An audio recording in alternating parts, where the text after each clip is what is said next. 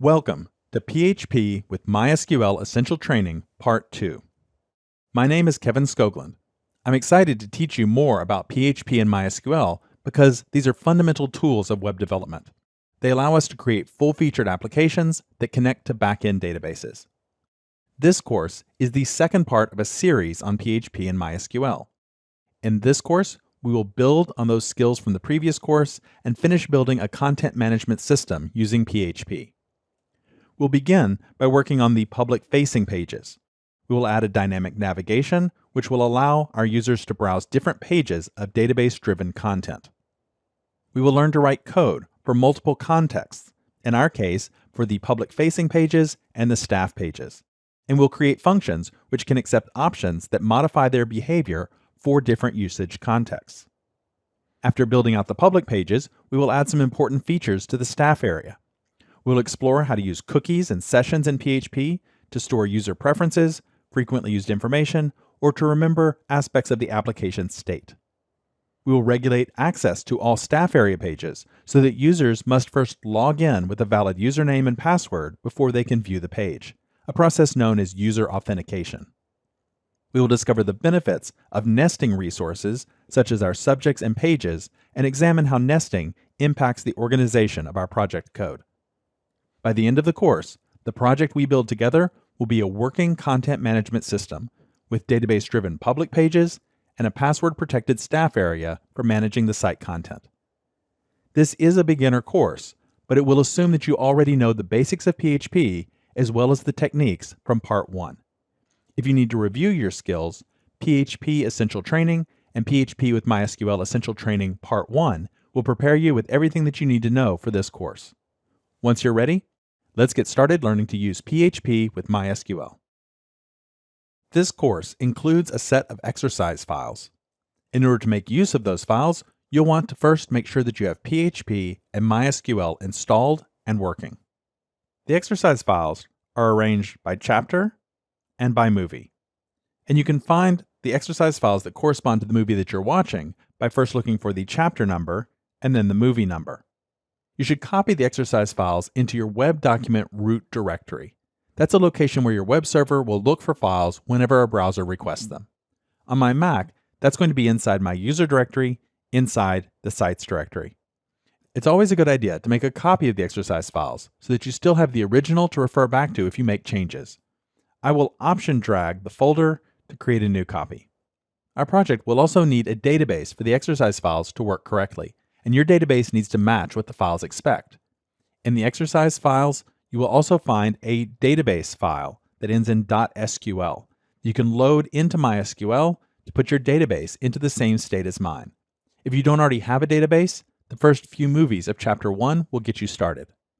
You can then load that file directly into a MySQL database, either by using a tool such as phpMyAdmin or by going to a command line application and typing MySQL space -u followed by a username that's authorized to access the database, followed by the -p option, and then the database name, which is globe_bank, followed by a less than sign, and then the path to get to that database file. If you're on a Mac, you may be able to just drag that file into the window in order to get the full path. Once I hit return, it will prompt me for my password. And this will be the password that matches the username. Note that the import will remove all old database data at the same time as it imports new data. Importing can also be useful if you do a lot of experimenting on your own, but then you want to get your data back in sync with mine. Once you have the same files and the same database, you will be able to follow along with me. Everything that's in the exercise files we will create together during the tutorials. So you can just work along with me and your files will mirror what's in the exercise files. Remember that you can pause the video or rewind if you need more time to copy something down. You can also use the exercise files to check your work or to get back in sync if you experiment on your own. We will begin our PHP work by blueprinting the web application that we intend to build throughout this course. This will provide us with a good overview of the work that lies ahead. The web application we're going to be building is a content management system, or CMS for short. The idea is to have web pages which administrators can use to create and edit content, but the public has different pages where they can read the content, but which are not editable. An essential first step when starting any web project is to create a project blueprint. If the site's simple, you may be able just to type up a few notes or draw a picture. But if the site's complex, you may need page mockups and even flowcharts. The fundamental idea is that in either case, to take what's in your head and put it on paper so that you can look it over and assess the work before you start. It helps you to clarify it and to force you to think about problems that you might otherwise have put off until you were down the road with your development. I usually do my blueprinting by getting out a pen and a piece of paper and then drawing boxes to represent the different parts and pages of the site. I draw connections between the boxes and I make lists inside the boxes. By the end, I have a full picture in front of me and I don't have to hold all the moving parts in my head anymore. Instead, I can use that part of my brain for development. And then I don't have to try and build the whole site all at once. I can tackle it piece by piece. I can even tack my blueprint up on the wall in front of me and refer to it as I develop. It's efficient and it's liberating. So that's what we're going to do. So let's start with our blueprint. The website we're going to build is going to have two areas, the public area and the admin or staff area.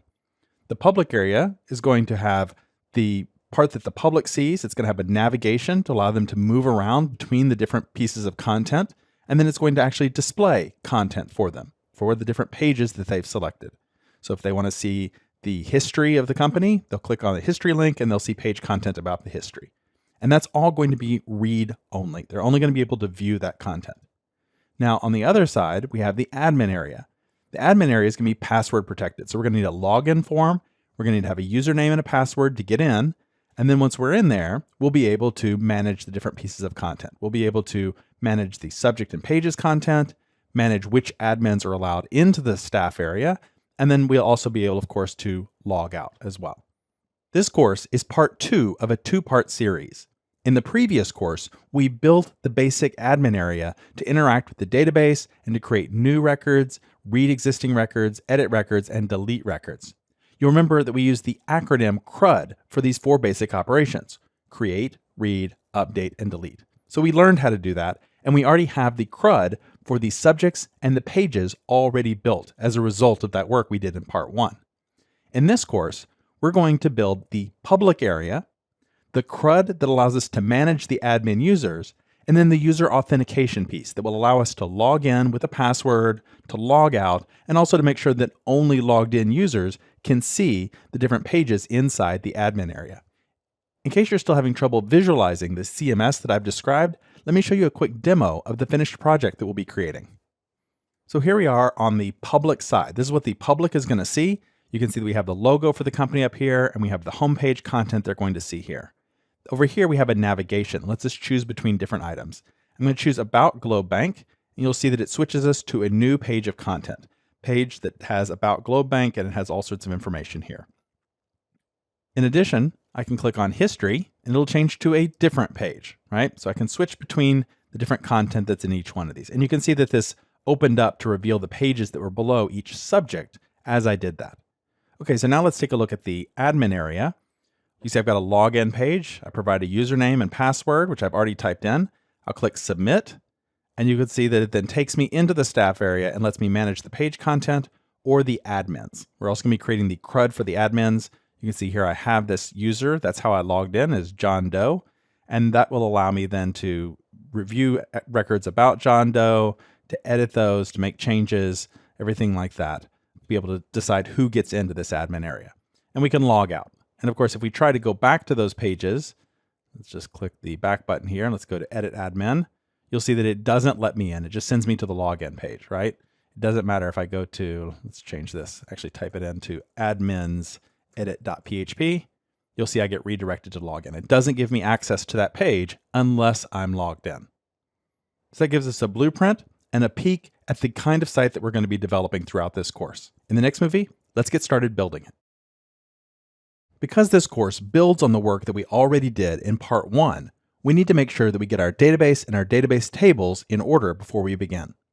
If you're coming to this course directly from part 1, then you should have everything already in order. But it's a good idea still to just make sure. The first thing we need to do is make sure that we have a database already created. And we do that with the create database command and then the name of the database we want. In this case, globe_bank. Then we want to have a user who has access to that database. by default, there's a root user in MySQL who has access to all the databases, but that user has a lot of privileges, and we really would rather not use that user with our web application. So it's a good practice to create a new user. Here I'm creating one called web user. So you can see the command is grant all privileges on Globe Bank, and then a period and an asterisk to indicate that it's a wildcard for all tables on the Globe Bank database, and then to, and then the name of the user, which here is just web user, and where they're connecting from. So web user at localhost in this case. Localhost could be an IP address or something if the computer were located somewhere else, but because my database and my web application exist on the same computer, localhost ensures that only someone can connect locally. And then the password, identified by, and then whatever password you want to use. I'm just using a very insecure password, secret password. You should choose something better for yourself. Once we have the database created and we have the user assigned, now from the command line, we can interact with MySQL in order to import the data from the end of part 1. So MySQL-U web user, that'll tell it which user to use, -P will say that I want to provide a password, and then I'm going to target the Globe Bank database. Then you can see I've got a less than sign followed by the path to the SQL file that I want to import. That basically says read this file and send it into MySQL. Send it into the Globe Bank database. And that'll make sure it creates all the tables and the data that we need to be in sync. Let's walk through it together. So to interact with MySQL from the command line, I need to open up a command line application. On Windows, that's Command Prompt. On a Mac, that's Terminal. So here I am inside Terminal, and I'm just going to type MySQL-U. I'm going to use my root user to start with, -P. Now my root user has a password. I'll type that in. And now I'm logged into MySQL as the root user, and I can say show databases. And you'll see that there's just a few basic databases that are there by default in MySQL. It does not have our database that we want. Now, if you took part 1, you probably already have the database and you don't need to do this next step. So I'll create the database, globe_bank with a semicolon at the end. And now the database is there. Show databases. You can see that it does exist now.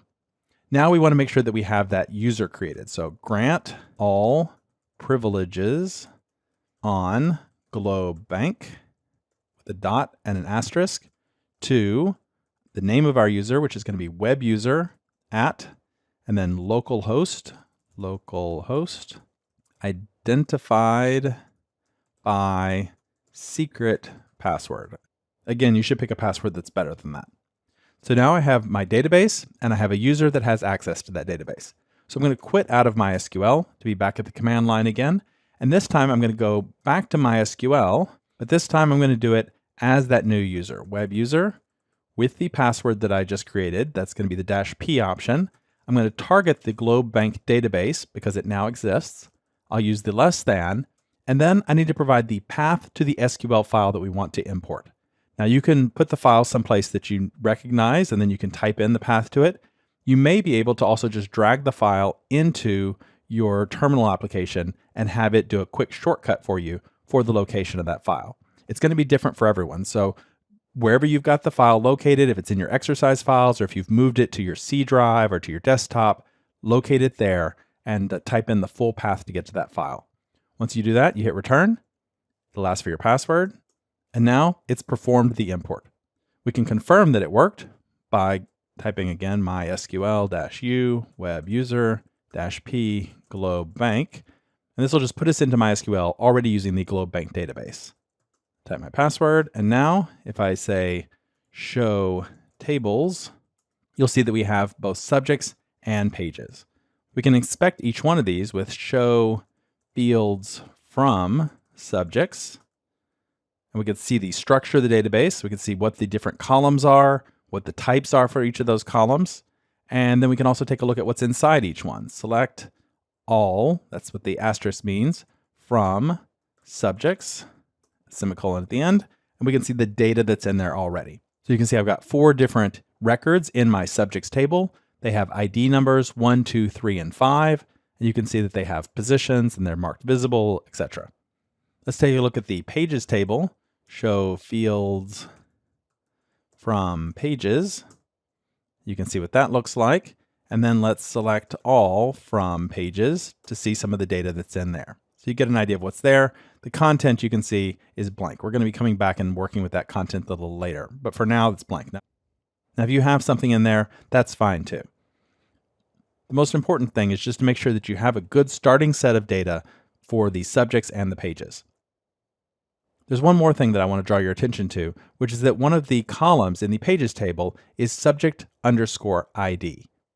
If you'll recall from part 1, that was an important aspect of how we make relational databases work, because we have one subject that has many different pages underneath it, and that's a one-to-many relationship. And the way that we make those one-to-many relationships is by having that subject_ID. It's called a foreign key, and it allows us to match up the foreign key of each page with the primary key of each subject. And that's how we know which page belongs to which subject. So that gives you a quick overview of some of the work that we did in part 1 and also gets everything in place. And at the end, we can just quit out of MySQL because we're actually going to be using PHP to access the database throughout most of this course. In the previous movie, we got our database all set up. Now we also need to get our project file set up. We're going to start with a quick review to make sure that you have the same files as the end of part 1 of this course. But even if you recently completed part 1, you should still follow along because I am going to be adding some new files as well. The first thing you should do is identify a location where your web server on your local computer can access these files. For me, that's my sites directory. That's my web document root. And so I'm going to put my project into there. If you completed part 1, your project is probably already in there. And then I'm going to take that and open it up inside the Atom text editor. It'll open up in project view so that I can browse the files that are inside the project. If you recall, we divided our work into 2 different folders, the public folder and the private folder. And the idea was that when we actually launch this on a production server for the world to see, we're going to tell our web server to target the public directory as the web document root. That means that the public will only be able to access things that are in the public directory. But anything in the public directory, we have to assume they have access to. That's not true for the private directory though. They won't have access to what's in the private directory. However, our code in the public directory will, because it can still navigate the file system in order to find those files and load them in. So our private directory is where we're going to put our library of functions and things like that we're going to be using. We aren't going to go through all of those and review all the work we did before, but I do want to just call your attention to initialize.php. You remember this was the special file that gets things kicked off for us.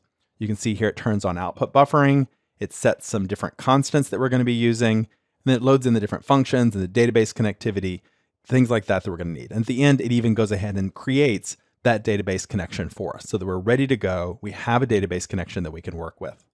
So all we have to do is load up this initialize.php file. So one of the new files that I've added here, one of the changes I've made since the end of part 1 is that index.php has been changed. It used to just be some placeholder text. Now it has some basic structure to it.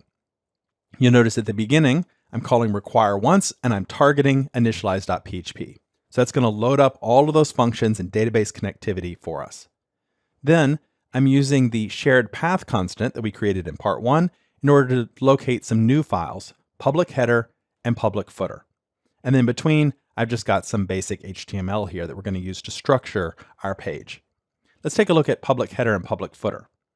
Public header.php is in the shared directory, and you can see that it's just got some HTML5 basic template here. It's going to output the page title if we've got one.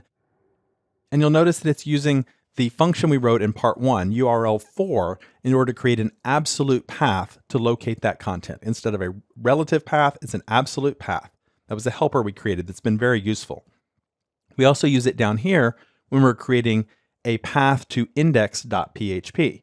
That's going to be a link around an image tag that's going to display the Globe Bank logo.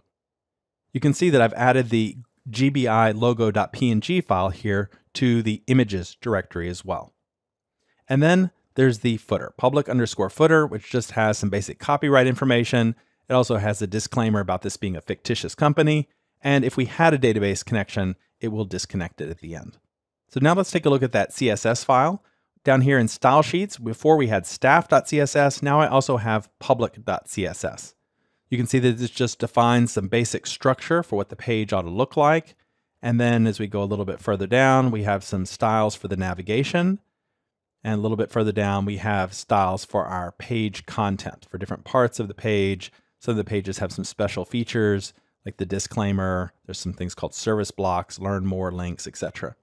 Now, you don't have to pause the movie and copy all those down. Those are provided in the exercise files. So you can go and grab that file from the exercise files if you don't have it already and just drop it into your style sheets. And the same thing is true for index.php, for the logo PNG file, and for public header and public footer. Those are all in the exercise files, and those are the 5 files that have changed since the end of part 1. But what that does is it puts us in a good place to get started with our project, because then we can go into a browser, and you can see I already navigated to localhost, and then for me, I use tilde and then my username, Kevin Skogland, and then GlobeBank for the project and public. Then that locates that index.php file. So now we can load up the page and see what it looks like. And you see it's got the logo up here at the top, and then we have a place here for our navigation and a place over here that's going to hold our page content. So take a few minutes to get your project files in order. Go into the exercise files if you need to grab out those new files, add them to your project, bring it up in a browser, make sure it all looks good, and we'll be ready to start developing new features together.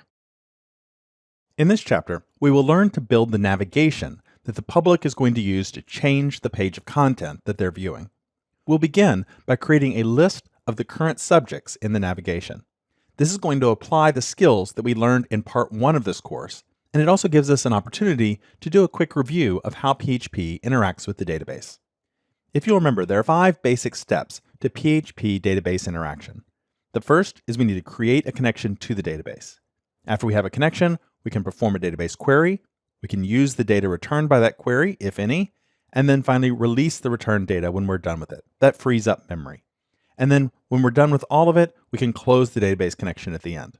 Steps 1 and 5 are performed only once per PHP script.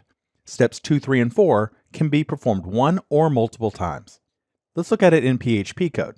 Here you can see I'm using the MySQL connect function and passing it in the server name, the username and password to access MySQL, and then the database name I want to use. I'm going to assign that handle to the variable DB, and from then on, whenever I want to talk to the MySQL database, I can use that open connection that's assigned to the variable DB.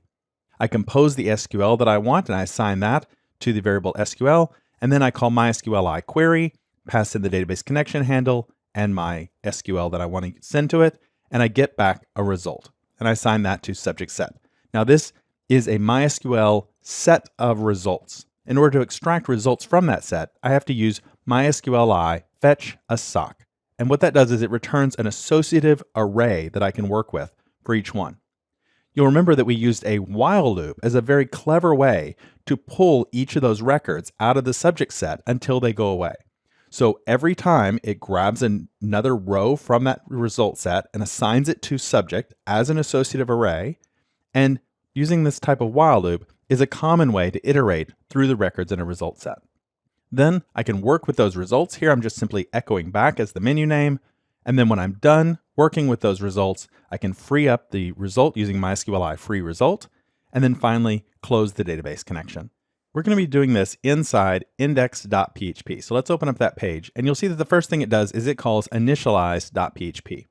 If we look at initialize.php, you'll see that it calls a function down here at the bottom called dbconnect, and that was a function that we put here in our database.php file, and dbconnect calls MySQL connect with all of those constants for the server, the username, the password, and everything that we stored in our database credentials file.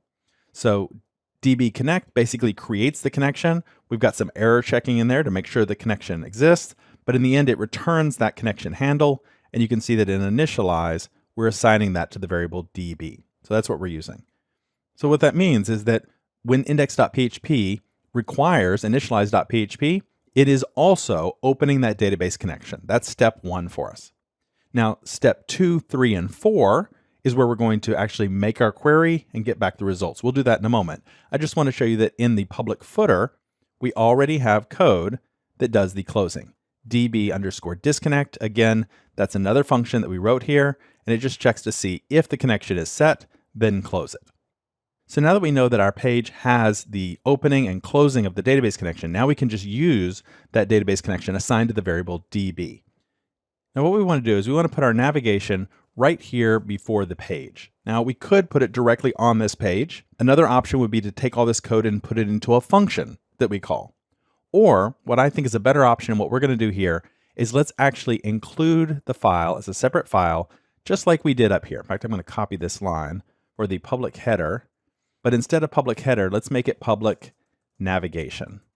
All right, so it's going to be all the code we need is going to be in this public navigation file inside our shared path, which is this shared folder. Now, I've already created that file over here, and it's going to be in the exercise files if you want to grab it as well. And I'm just going to drop that into the shared folder, and then we'll take a look at it together. Let's go here and let's look at public_navigation.php, and you'll see that it already has the code that we need to work with all of these subjects. It's calling find all subjects. That was a query function that we wrote previously. Find all subjects uses that DB connection, creates the SQL like we just saw in the slide example. It calls MySQL query on it. It gets a result. It makes sure that it got a result and returns an error if it didn't, and returns that back to us. So what we get here in the public navigation is a result set. Now I'm assigning that to a variable called nav_subjects. I'm not assigning it to just something like subjects. I want to make sure this is separate, so I'm putting nav in front of it, just so that if I use subjects somewhere else as a list of subjects, it doesn't interfere. This is separated and sort of namespaced for the navigation. So I've got my nav subjects. I'm using my while loop to go through each one of those and assign each one to nav subject. And I'm doing all of that inside a UL tag for an unordered list. Each list item in there is going to be a link, and that link is just going to be a URL for this same page. We'll come back and work on this later. I'm using URL 4 there. And then you can see that I'm outputting the menu name. That is the key in the associative array that's going to return back the menu name for this particular subject. You may remember that in part 1 of this course, we defined this H function as a shortcut for calling HTML special characters, HTML special chars. That's all it is. It's a shortcut for that, and it allows us to escape any special characters that might be in that menu name and prevents cross-site scripting. It prevents characters that might break our HTML and cause bad effects. So it's just going to output that subject name inside a link, and then we're going to close up all those tags. Notice here that I have a comment, a PHP comment. I like to do this at the end of my loops just to remind me that this closing brace here matches this code up here. It makes it a little easier than trying to have to look up to figure out what was going on up above. I know where the end of my loop is. And then when I'm done with that, I'm going to call MySQL free result on it. So now we've done all 5 steps of the database interaction. We opened our connection. We did our query here inside this function. We looped through and used the results of that query, and then we freed the result, and at the very end, we closed our database connection. Let's try it in a browser. Here I am on my main page. I'll hit return, but you can see that I now have a list of my subjects sorted by their position. We're almost ready to allow the user to select page content from the navigation and then display it.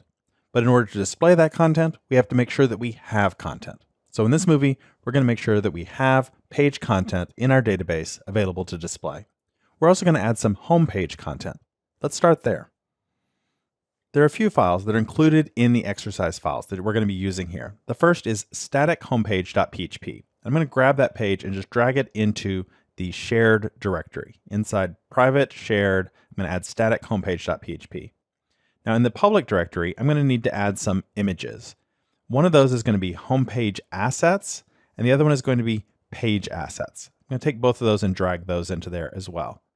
Homepage assets has the images that we need to show the homepage. They're used by that static homepage.php. And I'm keeping them separate from the page assets, which are the images that are going to be used by the database. The difference will become clearer as we keep going. What I want to do now is let's switch into our project view, and let's take a look at index.php. Now, what I want to do here is inside this page, when no page is selected at all, I want to display the homepage. And what I want to do is display that static homepage that we just added to our shared directory. Let's take a quick look at that file. Static homepage.php, you can see up here, it's got a hero image at the top. It's got a div with ID content, and then it's got some HTML down here, showing a couple of other images with a bit of text around them all the way down the page. All right, something very simple. So let's switch back to index.php. And the way that I'm going to do that is I'm actually going to just take this include line we had before, and I'm going to paste it right in here. And let's just break this up a little bit. And the reason why I want to do that is because I want to add a note right above it. Now, we're going to show the home page.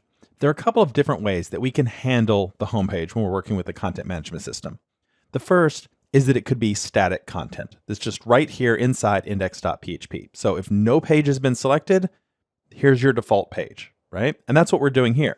We're putting it in a separate file.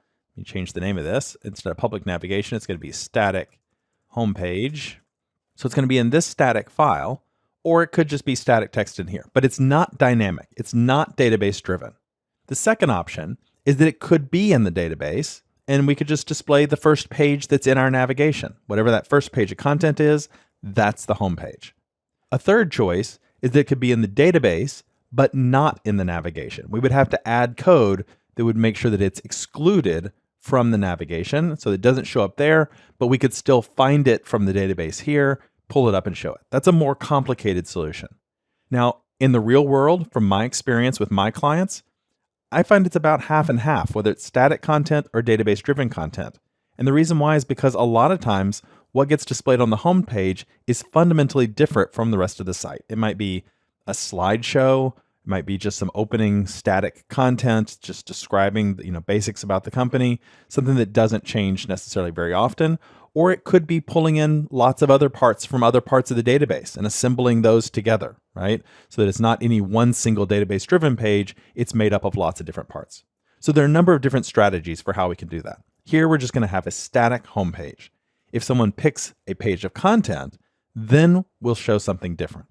So let's just look at this to see what this looks like to start with. Let's go over here, and you can see we get this static page of content, and we're getting those images out of that images directory, just like that. It's got some placeholder. These are just fake links. They don't actually go anywhere, but you get the idea. This is the homepage content. So anytime you click on the logo, it'll take you back to the homepage.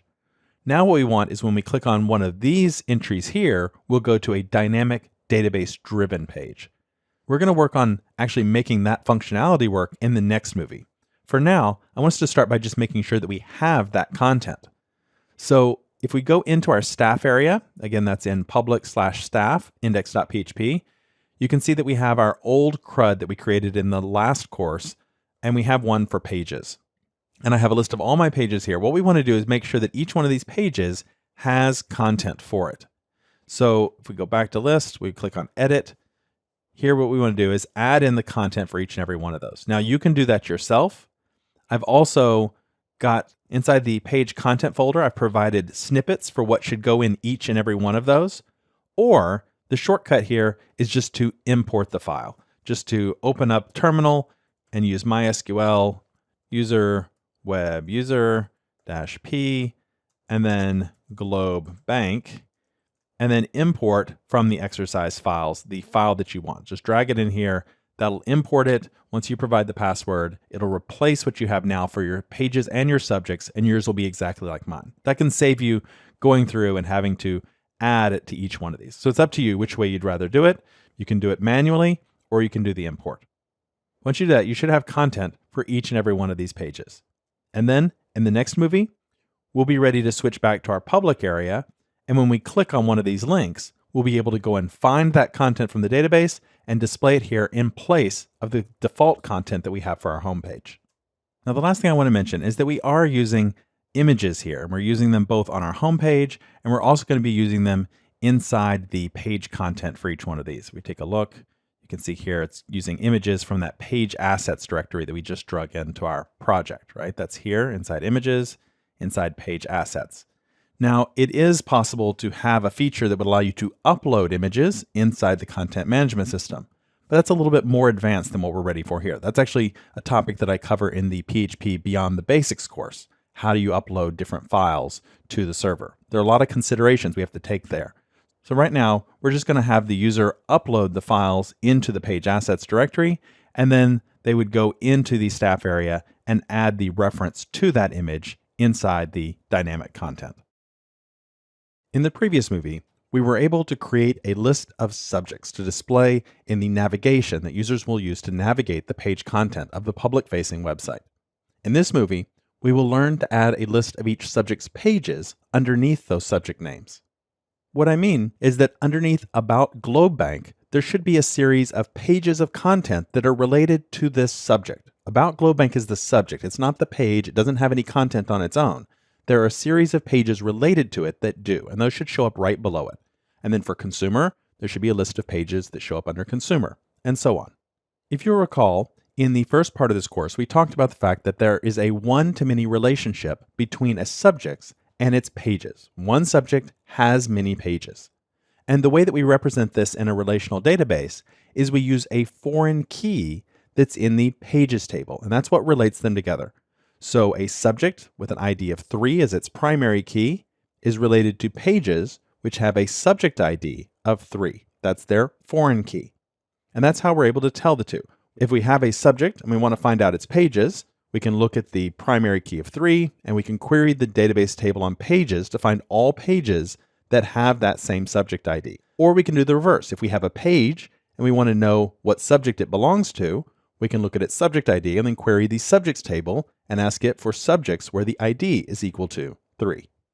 So what we want to do inside our menu is inside the loop, while we're looping through the different subjects, inside this LI tag, right, for each list item, after we've got the A tag, we want to then go and get a list of the pages, and we want to display the list of pages that are there. We don't have a function that will allow us to do that. Like we had find all subjects here. In our query functions, you'll see for pages, we had find all pages, but that's not what we want. We only want pages that belong to the subject. We also have find page by ID, but that finds a page based on its primary key, its ID, and we want to use subject ID. However, find page by ID is going to be a good one for us to use as a starting point. So I'm just going to take that code and copy it, and I'm going to jump down to the bottom of the file and paste it in again, and I'm going to call this find pages, it's plural, because we're finding more than one, by subject ID. And the variable we'll pass in will be subject ID. All right, so let's set about modifying this so that it would work. The SQL we want is we want to find all from the pages table where the subject ID is equal to the subject ID. Now, one advantage of reusing this code is that we already have this DB escape in there. You may remember that this was a function that we created in part 1. It's inside database.php, and you'll see down here we have DB escape, which calls MySQL real escape string and protects us against SQL injection. That's the purpose of that, to make sure that we escape any values that might be sent in dynamically. So we always want to have that, and remember, we also always want to surround it with single quotes, which we've got here. Now, we're going to be getting back more than one, so let's also add a space to the end of this, and then let's add another line here that says how we want to order those records. We want to order them by their position, ascending. And that'll just make sure that we get them back in the right order. Okay, so now we've got that SQL. Make sure you've got the space here at the end so that it does concatenate correctly. And we do end up with a space before the O in order. Then we're going to perform the query and get back a result. We want to confirm the result set. That's fine. Notice before, though, we were going ahead and fetching the associative array out of that because there was only one page. Here, we're going to take those two lines out because we're not going to be returning the associative array. Instead, we're going to be returning the entire result, the result set. So this is going to return a result set where this returned just an associative array. All right, so now that we've got that written, I'm going to just copy this. Let's save that file. Let's switch back to our public navigation, and we want to use it. Now, actually, in order to use it, what I'm going to do is I'm going to take all of this code here, the loop that we had before, all the way down to even freeing the result. I'm going to take all of that and copy it, and I'm just going to paste it right in here. There we go. Now, instead of nav subjects, though, we're now going to be finding nav pages, and the function we're going to be using is this one, find pages by subject ID. Find pages by subject ID, and the value we're going to pass in is nav subject, and it's going to be the just ID of that subject. So we'll pass in the subject's ID. We'll get back a list of pages. This UL is going to be pages, and then we'll change this to be page. We'll change this to also be pages, so it'll loop through each of the pages, just like we did for the subjects. The process is the same, but it's going to be nav page. It also is called menu name. We also want to use the H to escape it before we output it. We'll go ahead and put it inside an LI tag inside a link, just like we did before. But then it's while nav pages, And of course, when we free the result, we want to free up pages. We're at the end of the loop of pages. Take a second if you need to make sure you understand what we did there. Basically, we're just doing another loop through the pages inside our subject loop. If that's not clear in the code, it might be clearer once I save it and bring it up in the browser. Let's try it out. Let's come over here. Let's reload our page and look at that. It's looping through our list of subjects, but as it gets to each subject, it also pauses and does another loop through the pages by using the primary key of the subject, the ID, in order to find the foreign key of the pages. And then it goes through and lists those in exactly the same way. Now we have a list of our subjects and the pages of content, which is really what we want for the user to be able to browse the different parts of the site. We want to be able to click on those different pages of content. We've got the start of a good navigation going. Now our navigation has a list of the pages of content grouped by their subject. Clicking on any of those page links doesn't actually bring up any content yet, but we'll get to that soon. Now that we added page content in the last movie, we have our database data ready, and we're ready to let the user choose different pages of content using our navigation.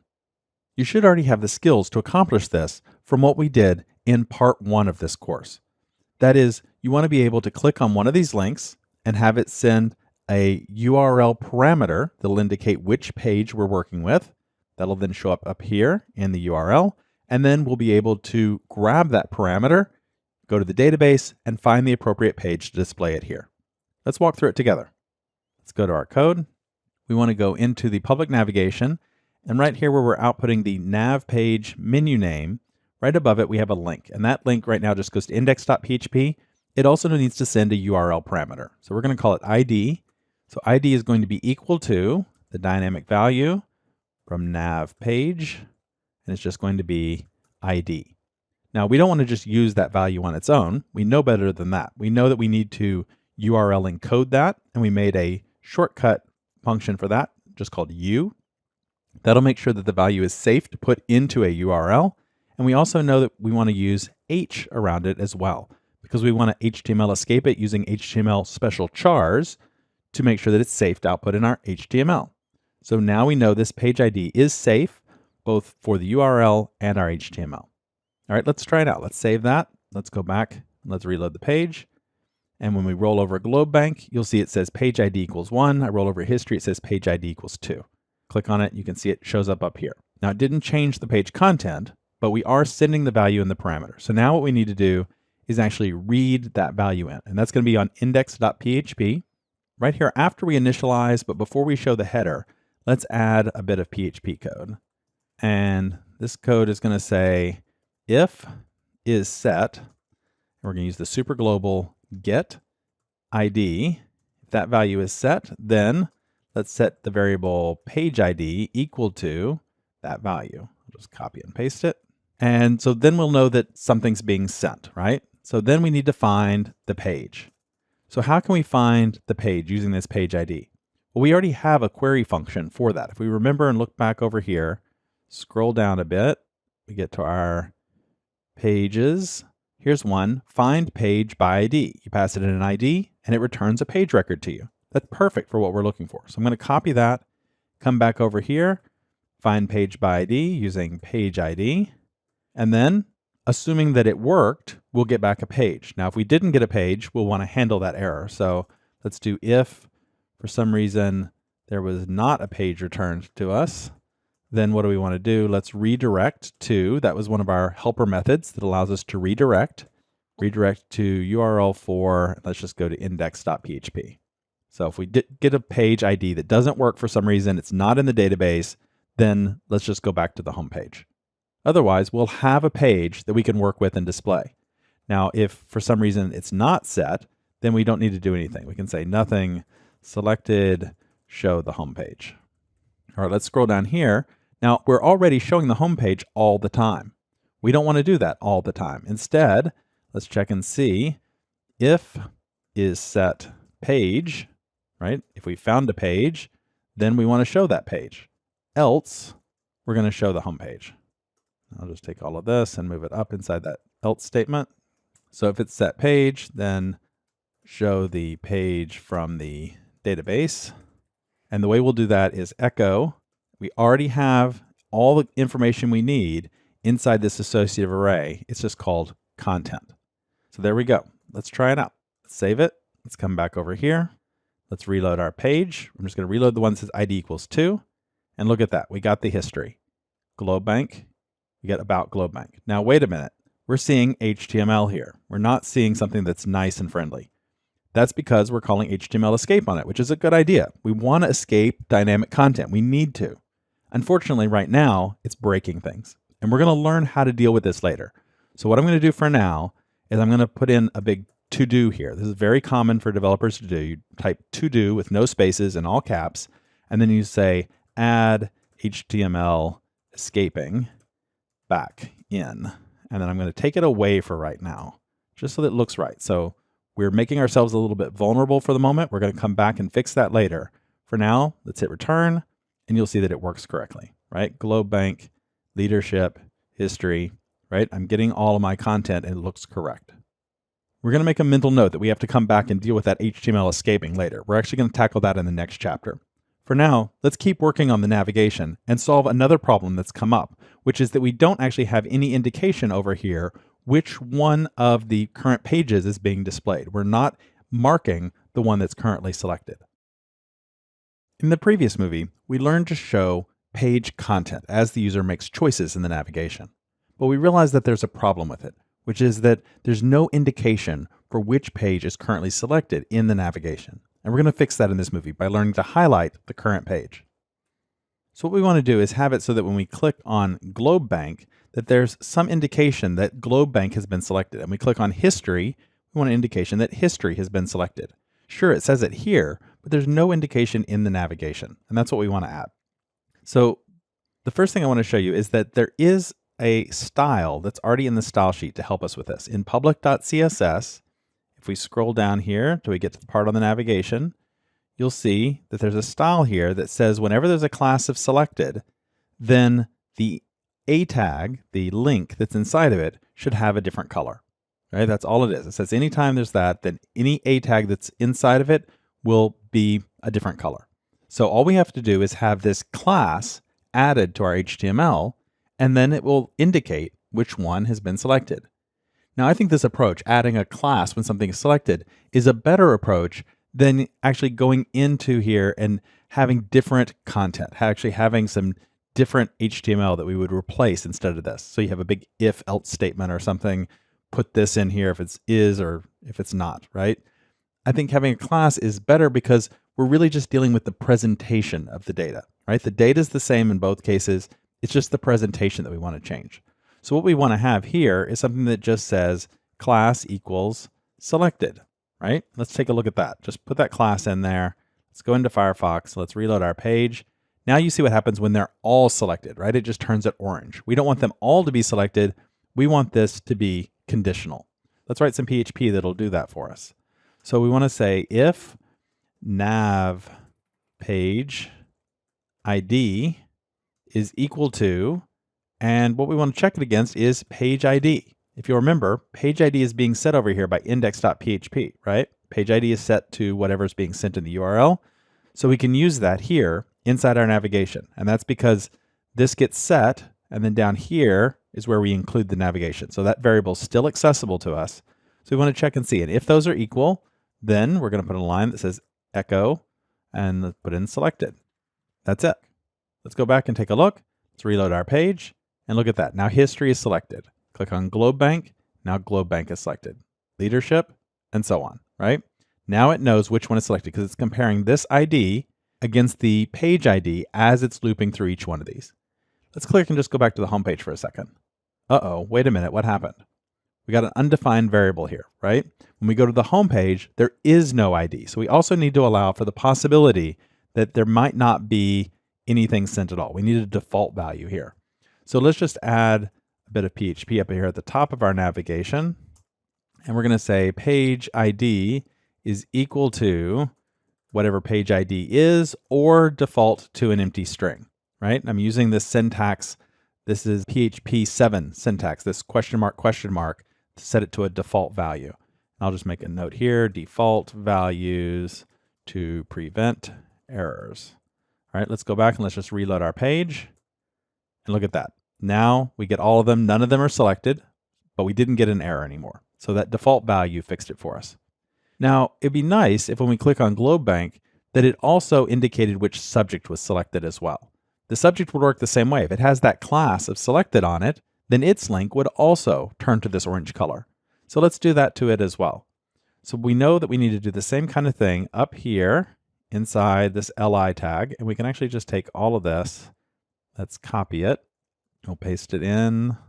So this time instead of nav page though, it's going to be if nav subject ID is equal to subject ID. Now we don't have this variable yet. We're going to have to go and set that. So let's first make sure we know we're going to need a default for it. So let's give ourselves one of those. Subject ID is equal to subject ID. And let's go over here to index.php. And right here, after we find the page, if there's not a page, we redirect. But if there is a page, then we know we can set subject ID equal to that value, to its foreign key, page, and then subject ID. Okay, so now we have subject ID set, and in our navigation, we're using that to determine whether or not this one should be marked selected as well. Let's go back and look at that. About Globe Bank is selected, still selected, history. When I click down here on consumer banking, now consumer is selected. About Globe Bank is not selected anymore. See how that works? So now it selects both the page and the subject. It's able to determine both of those at the same time. It's time for your first challenge assignment. I'm going to ask you to use some of the PHP skills that we've been using so far to add another feature to our navigation. I call it the collapsing navigation. Let me explain how it works, and then I'll demonstrate. The idea is that we're only going to list pages for the currently selected subject. So if a subject is selected, we see the pages that are underneath that subject. If it's not selected, then we would not see its pages. This kind of accordion effect, where the different subjects collapse and expand, is sometimes done with JavaScript, but we're not doing that here. We're going to be doing this just using PHP and HTML. So the way it's going to work is that each subject name is going to be a link. In fact, it already is. And clicking on one of those links is going to show the pages that are underneath that subject. Any other subjects that are not being shown would not show their pages. That also means that if no subject is selected, such as we're on the home page, then we wouldn't see any of the pages. We would just see a list of subjects. Now, once we click on one of those subjects, we don't want to just see the homepage content over on the far side. It also makes sense that we would see content that's relevant to that subject. So we're also going to see some default content on the right side when a subject is picked. It's going to default to be the first page underneath that subject. That's what we're going to see. So clicking a subject will expand the subjects to see its pages and show the first page of content over on the right. In case these objectives aren't clear, let me demonstrate. Here I am on our Globe Bank public homepage, and you can see currently you see a list of 4 subjects here, right? Each one of those is a link. I'm not seeing any pages whatsoever. No subject has been selected. When I click on About Globe Bank, a new page loads, and it knows now that About Globe Bank is the current subject.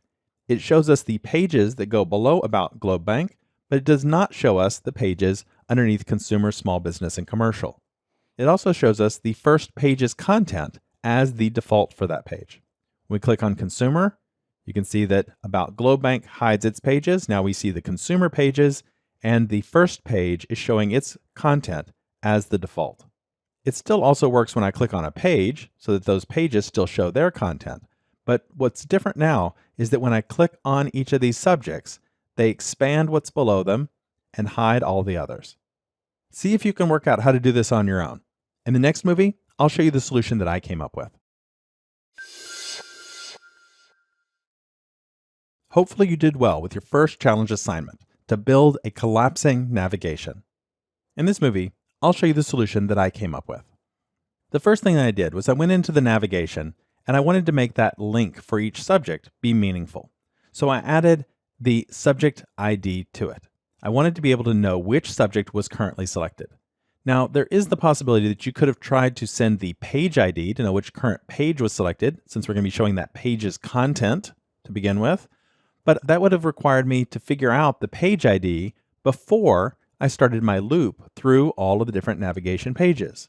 And that's a little bit tricky to do.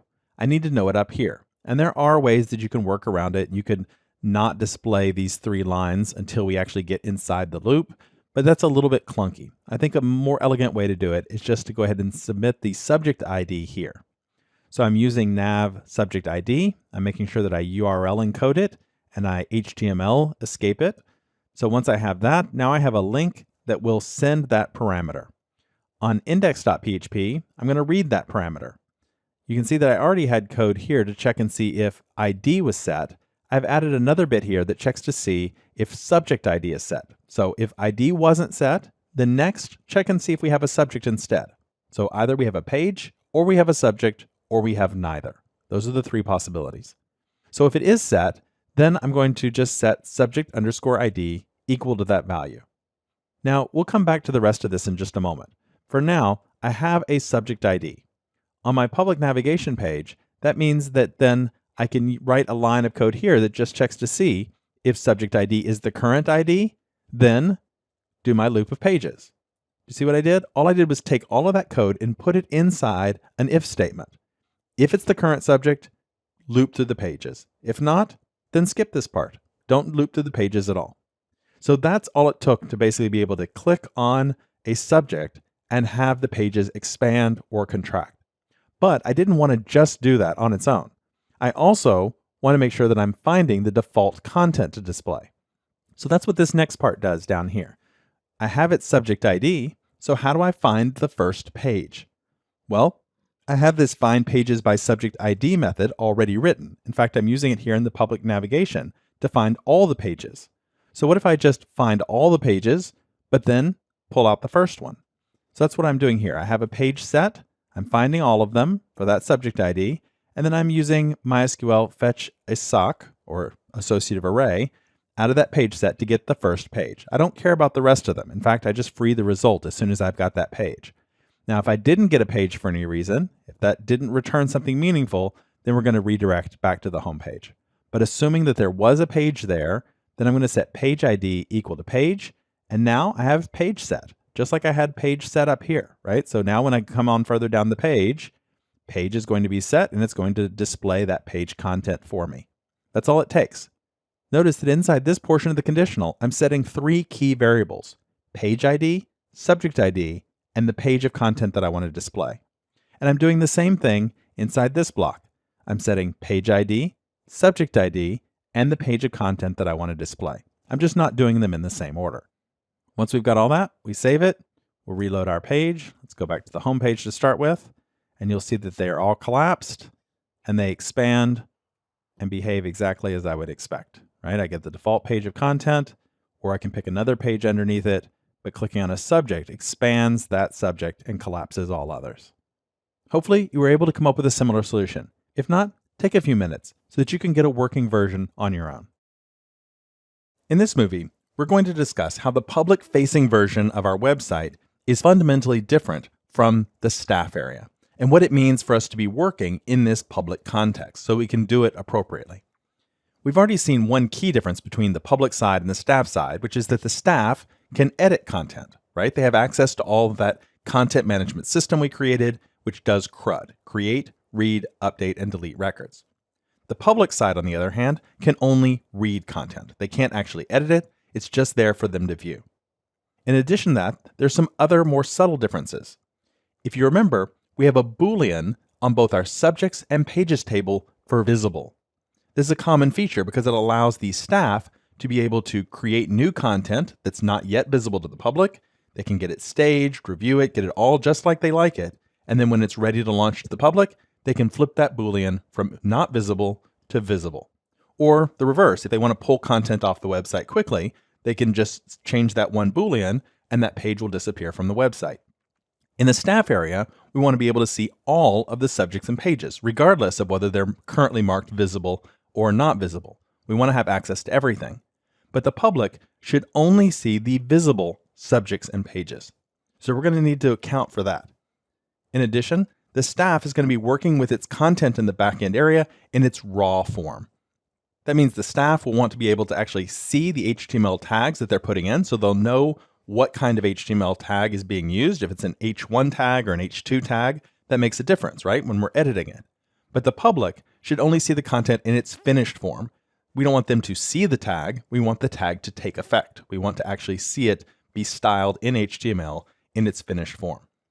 Because staff is able to work with content in its raw form, even when it's not a visible page yet, but they want to know what it's going to look like in its finished form, a common useful feature is for the staff to be able to preview those not yet visible pages. So staff has access to pages that are not visible, but they can view them in the public context, right? We're sort of crossing over the context so that in the public context, a staff member, someone who's logged in, can see what it's going to look like. But of course, the public should not be able to do that. They should not be able to see any content that's not yet visible, even to preview it. Here I am in the staff area that we created, and I'm in the subjects management area, and you can see that I've already got one of these subjects marked as visible false, small business. You can edit that if you haven't got it marked the same way. Make sure that one of them is set to be false. Now, if we go back and we look at the public page for this, you'll see small business is still showing up here. We don't want that, right? Small business should disappear. It should just be taken away. All of small business and all of its pages should not be visible to us. Now, let's also go back over here to our menu and let's go to pages. Now, all of my pages are currently marked as visible. Let's change that. Let's actually change this first one to make it not visible. And let's go back to the list and let's pick another one down here. I'll pick the very last one, Treasury Services, and let's make it not visible. Edit page. Okay, so now the first and the last one are marked false. Again, if we go back to our main content, you'll see About Globe Bank still shows up.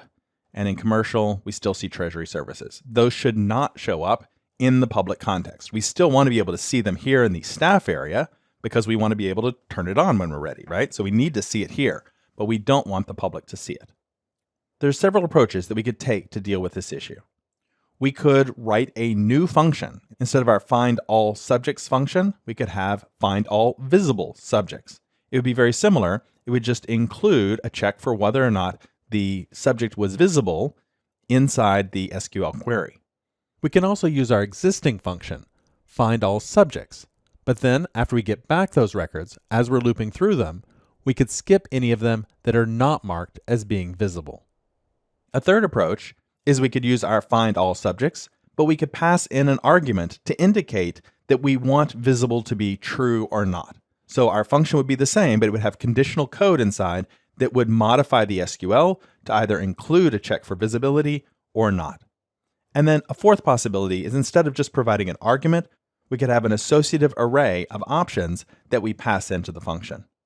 Now, all four of these would work, but they have different strengths and weaknesses. The first one would work just fine, but there's a fair amount of duplication there, right? It's going to be a very similar function to the one we already have, and we're going to have to do it for both subjects and for pages. The second version depends on us remembering to skip those records in all cases. And we'll see an example in the next movie of why this could be a problem. And then the third one uses the existing function, which keeps us from having duplication. But if we need to add additional options to it in the future, it means adding to that list of arguments. If there's only one, it works great, but we can easily expand over time to require 5 or 6 arguments, and then you have to consider the argument order and which ones are required and which ones have default values. The most flexible option is the last one. It leverages our existing function so we don't repeat ourselves, and it's easier to manage the options. They can appear in any order in the associative array, and the values are even labeled, which makes them clearer for us to read. We'll begin addressing this issue and modifying our site for the public context in the next movie. In the previous movie, we outlined a few approaches to prevent displaying subjects and pages which should not be visible in the public context. In this movie, we're going to try one of those approaches. That is, finding all subjects and pages, but then simply skipping any items which are not visible. You'll remember that the problem we have is that some of our pages are marked visible false in the staff area, and we want to see those in the staff area. But in the public area, we should not be seeing them. And that's true for Globe Bank, and it's also true down here for Treasury Services. There's also a subject we marked as not visible, which is small business. So that subject shouldn't show up at all. Now, one simple approach to this would be simply to go to our navigation. We find all of the subjects, but then when we start going through the loop of subjects, we would put in conditional code here that would check to see whether or not it was visible. Something like this. If nav underscore subject, visible, and then we could put all of this code inside brackets, right? We could put all of this inside there, so they would only do that if it's visible. Or an even more efficient way to do it in PHP is to say if it's not visible, then continue. Continue is a PHP function for loop control. It basically just says start the next loop immediately. Don't bother with everything that's below it. Don't execute it. Don't even look at it. Go to the next loop, which would pull the next row of subjects out of the result set. And we could do that same code down here inside our loop for the pages, right? So it'll check and see if the page is not visible, then just go to the next page. Let's save it. Let's try that out. Let's reload our page.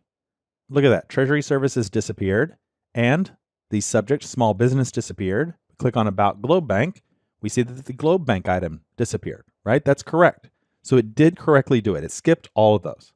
However, notice that when I click on About Globe Bank, I'm still seeing the content that goes with that page. And that's because I've given this subject a default behavior and said, when you click on a subject, go get its first page and display it. Remember that code? Let's come back over here and look at that. It's in index.php, and it's right here. Find pages by subject ID. We have a subject ID that's been set, not a page ID. So we find the pages for that one, and we pull out the first page. We don't check for its visibility. We just get the first page. So you can see there's a problem here. We would actually need to write code, in this case, that would loop through and would keep pulling pages over and over and over in a loop until it found one that was visible. And you could certainly do it that way. But I think you can start to appreciate that the problem that we set out to solve is not quite as easy as we might first have assumed. I think that in many cases, it's a better approach to find only the records you need than to try and find all records and then sort through them after the fact. There's also some efficiency gains as well because we're not pulling back as much data from the database in the first place. So in the next movie, let's look at how we could approach it from that angle. In this movie, we will use an array of options with some of our functions to allow them to change their default behavior. Let me give you an example. Let's say we want to modify the behavior of our findAllSubjects function. We can pass in an argument to the function and then make the function respond to that argument. A good way to do this is to pass in an array of options instead of a single argument. That way we can easily add other options by adding to the array, but the argument list does not grow and become hard to manage.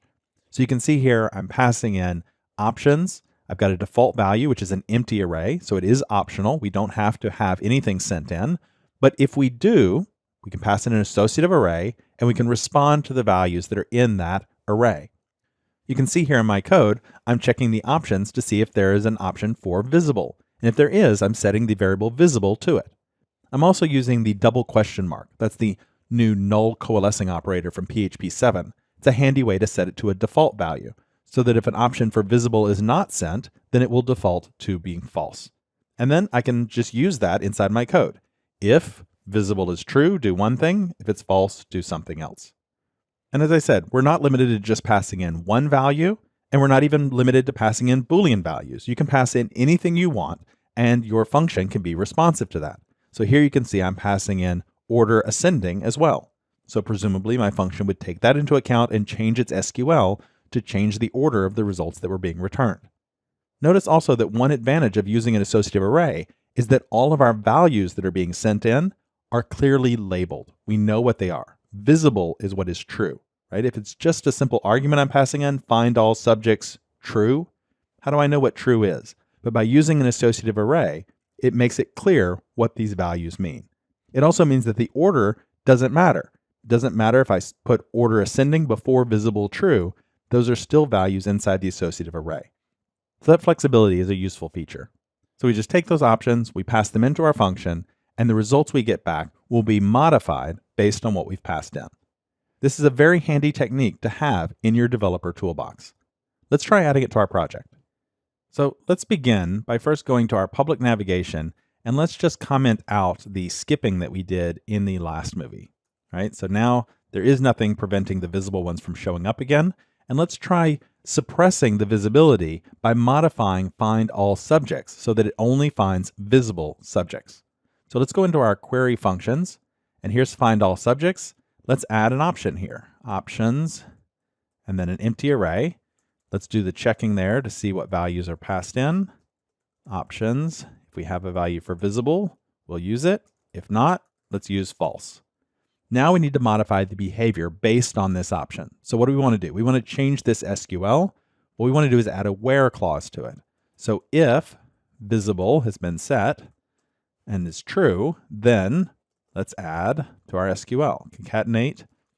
It's going to be where visible equals true. And then a space. Make sure you have the space at the end of it. It's very important that we always are able to concatenate these together and it all still makes sense, right? Whether it's included or not, the SQL still should be able to work.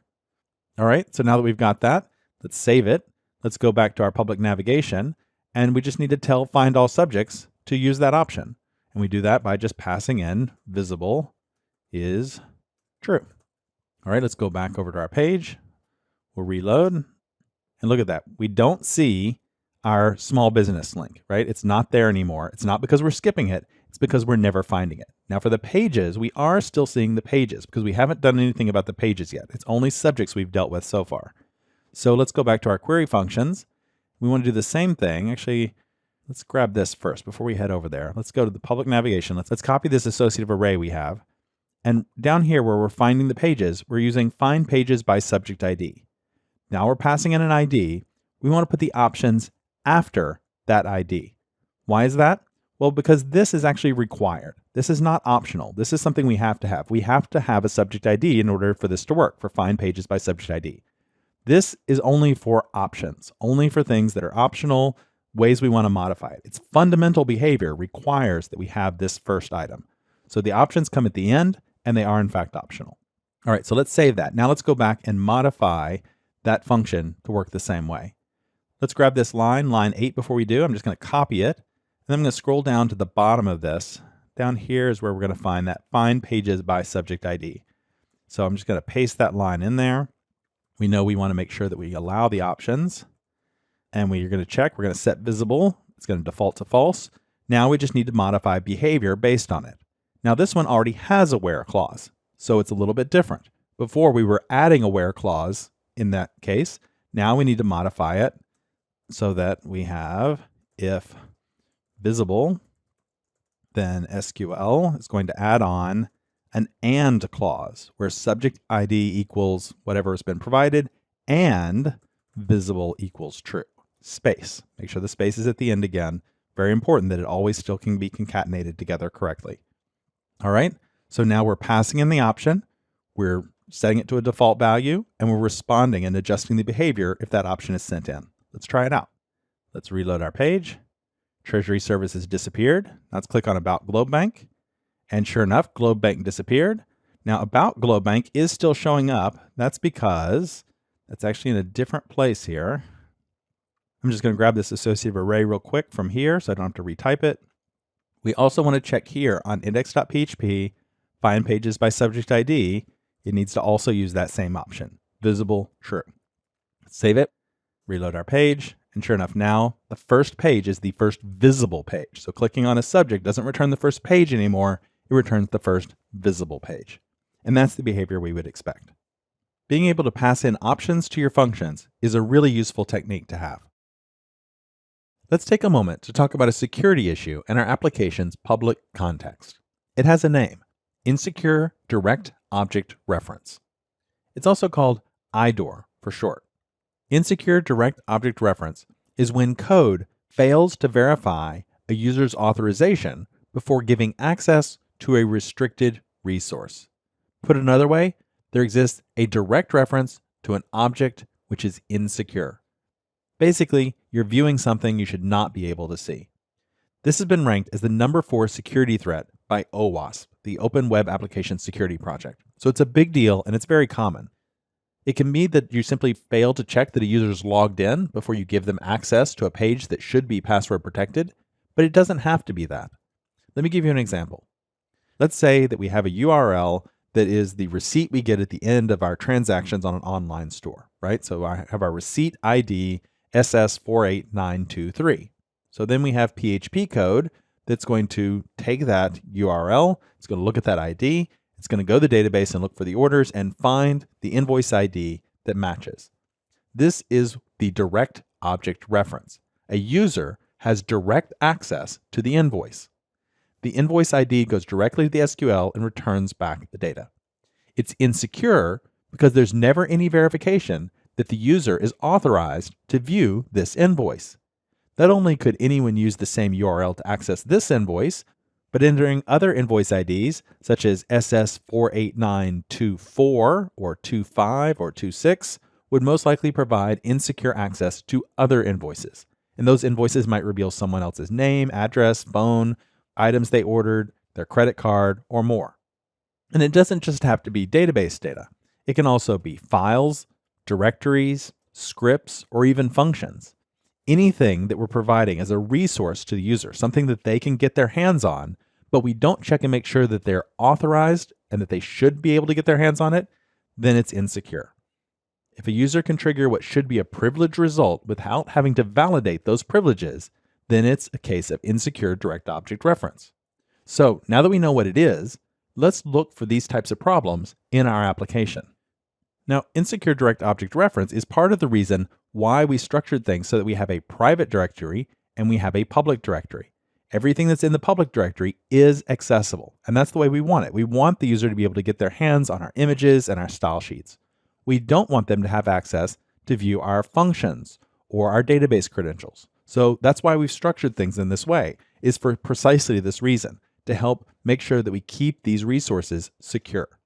Now, there is one big problem that we have, which is that our staff area is completely insecure at the moment. There's no username or password required to get in here and start editing stuff. That's a problem we're going to be addressing later on in this course. So it's a known issue. But there's another place that I want us to look that's something we might not think about, and it has to do with the visibility of these pages that we've just been working with.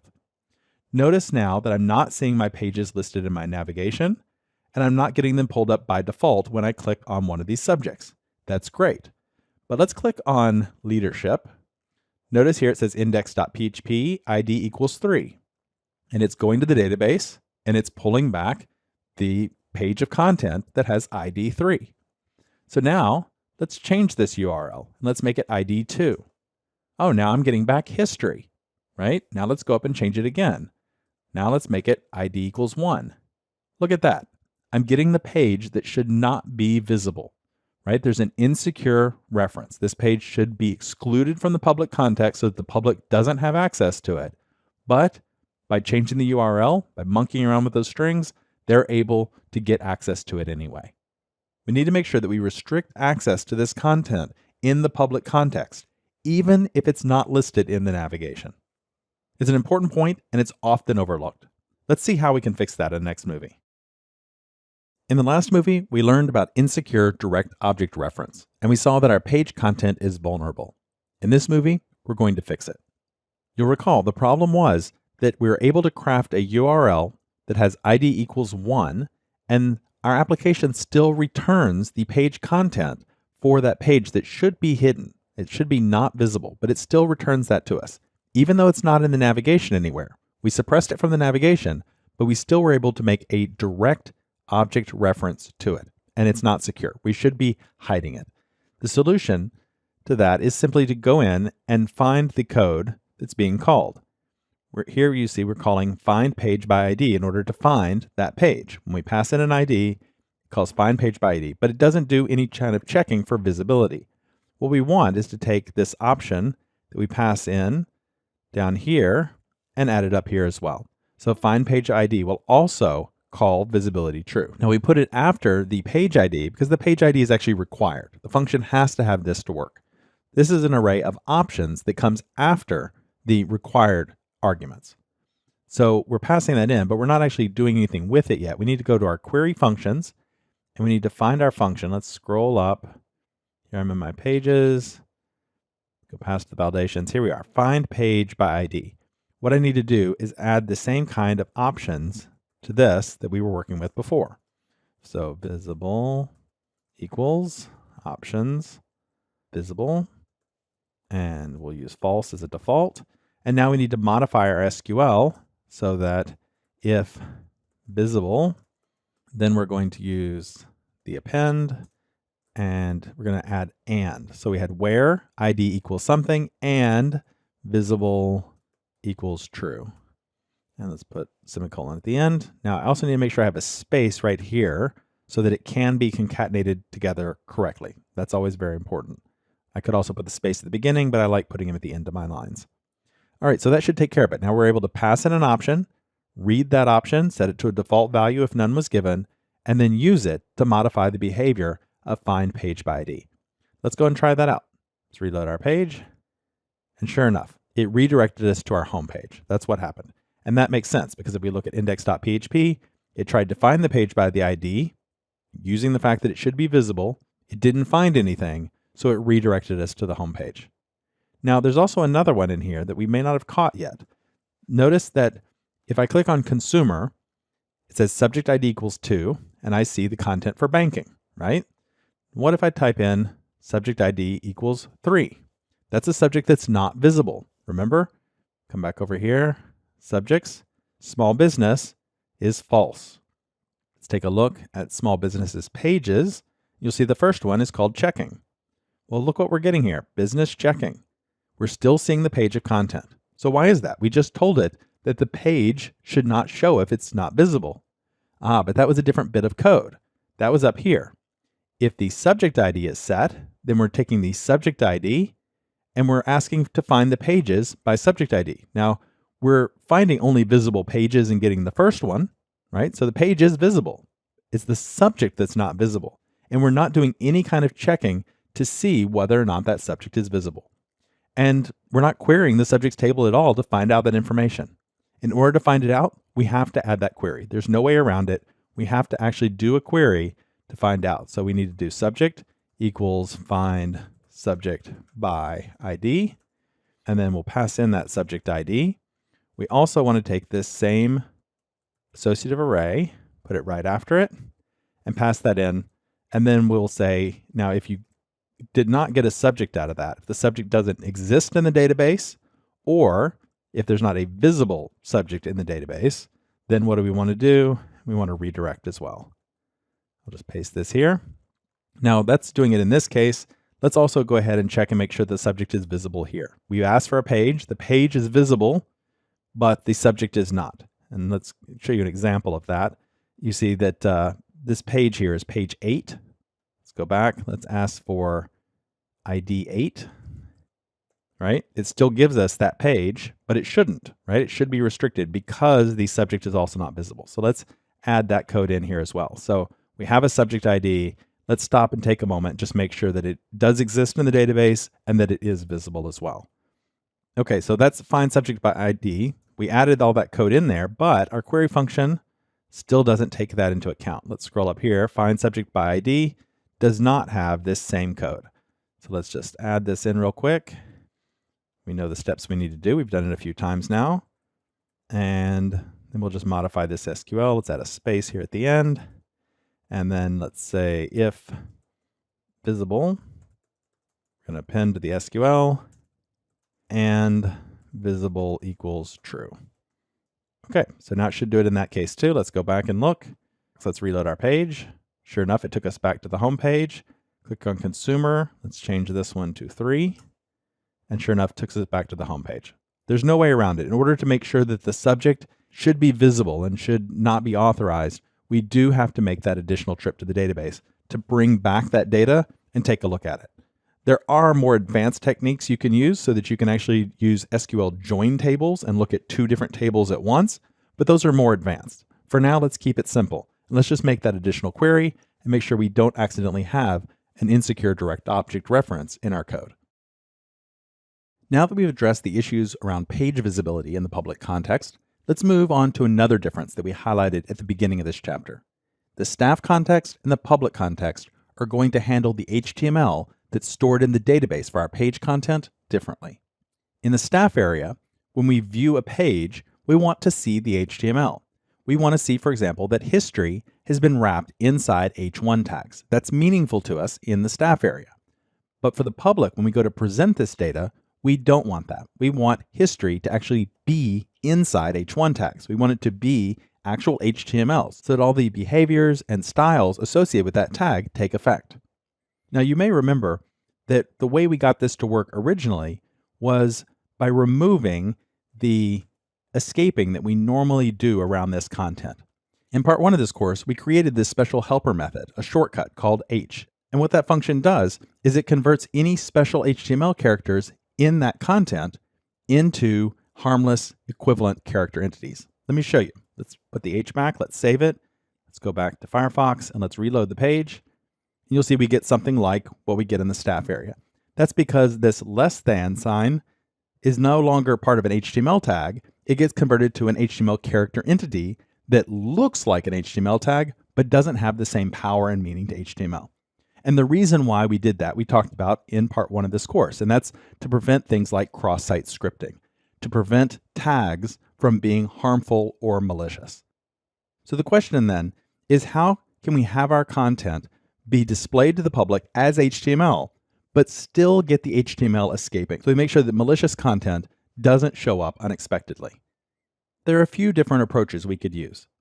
The first is that we could write our own symbolic language. We would come up with some kind of substitute for HTML in our text.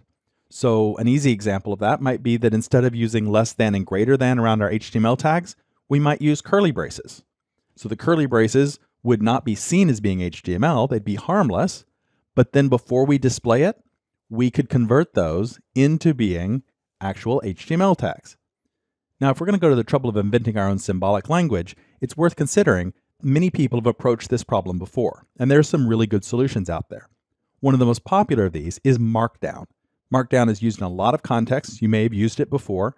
You can find out more information about it at daringfireball.net/projects/markdown. This is going to tell you about Markdown, but if you actually want to use it, you've got to install a PHP Markdown library, something that will convert the Markdown symbolic language into HTML using PHP. If you search for Markdown in PHP, you'll find that there are a number of those out there. Another possibility is to install a PHP library like HTML Purifier.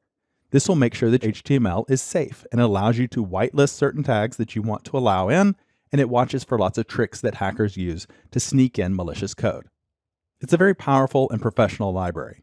But before we start writing our own language or using third-party libraries, PHP also gives us a pretty good tool that we can use that's much easier. That is strip tags. Strip tags takes an argument, which is a string, and it strips all of the HTML tags out of that string. Plain and simple. That's what it says. Strip tags. It strips the tags out. But the real power here is that we also have the ability to specify the allowable tags. We are allowed to whitelist tags that we want to be allowed to be in the string, and those will be able to remain. Now, in addition to HTML, I also want to mention that there's another very helpful PHP formatting function, which is NL2BR.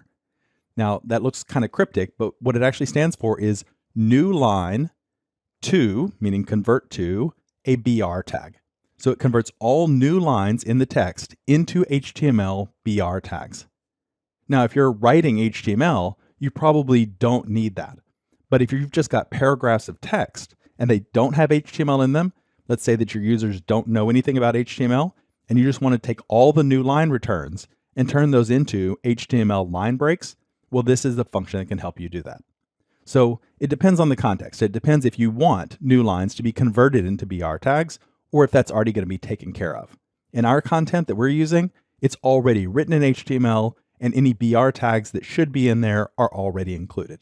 So we won't need that. But we are going to make use of strip tags. So right here, let's take out our note to add HTML escaping back in, because what we're going to do is wrap strip tags around our content. Now let's just like that, just to see what that does. Let's come back over here and let's reload our page. And you'll see it just takes all the tags out, right? We aren't getting anything in there, not even new lines. Incidentally, if you did want to try it in L2BR, you can wrap that around it. Let's see what that gives us. You'll see we get some line returns, right? You see how that works. So that's a proof of how that works. But we don't want that. We don't want NL2BR around it. What we want is to specify the tags that ought to go in. And I like to do this by actually declaring a separate string. Allowed tags. Makes it a little easier. This is a string and not an array. That often trips me up. I often forget. I need to specify the tags using their less than and greater than symbols on either side of them. So I'm going to let in divs, I'm going to let in image tags, I'm going to let in H1 and H2 tags. Let's also let in any paragraph and BR tags. I'm going to allow people to use strong and EM for emphasis, and UL and LI. They can make lists in there. Okay, so those are the tags I'm going to allow them to use. That's called a white list. A black list would be if we were forbidding things. This is a white list. We're allowing these tags to go in. So let's save it. Let's go back over and let's try it out. Reload our page, and we get what we'd expect. Now, if I'd had something in there like a script tag that did something malicious, it would get stripped out. It would not be allowed in there. So now we're able to store HTML content in the database. We're able to view it in its appropriate form in the staff area. We're able to put it into the public area in its presentation form, and also ensure that any bad tags are filtered out at the same time. It's time for another challenge assignment. In the beginning of this chapter, we discussed that it's a useful feature for staff to be able to preview content as it would be formatted in the public context, even when that content is still not yet visible to the public. Your challenge is to implement that preview feature. Let's go over a few of the key points together. You want to add a preview link in the staff area on public staff pages show.php. You can put it right before the edit and delete links. And in that link, you want to include the URL parameter preview equals true. When that link is clicked, it's going to open the public index.php page. That is the home page that the public normally sees. You're going to do that in a new window. You can do that using target equals blank in HTML to bring up a new window.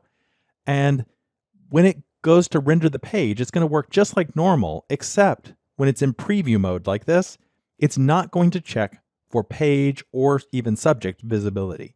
It's going to just ignore all of those checks that we put in place earlier because we assume that we're allowed to do this. Now, ideally, we're going to want to put that previewing behind a user login. Only a logged in user ought to be able to preview, right? We don't want the public to be able to preview, or we will have created an insecure direct object reference. And we already learned why we don't want to do that. We're going to worry about configuring the user's login status later on. Don't worry about that for now.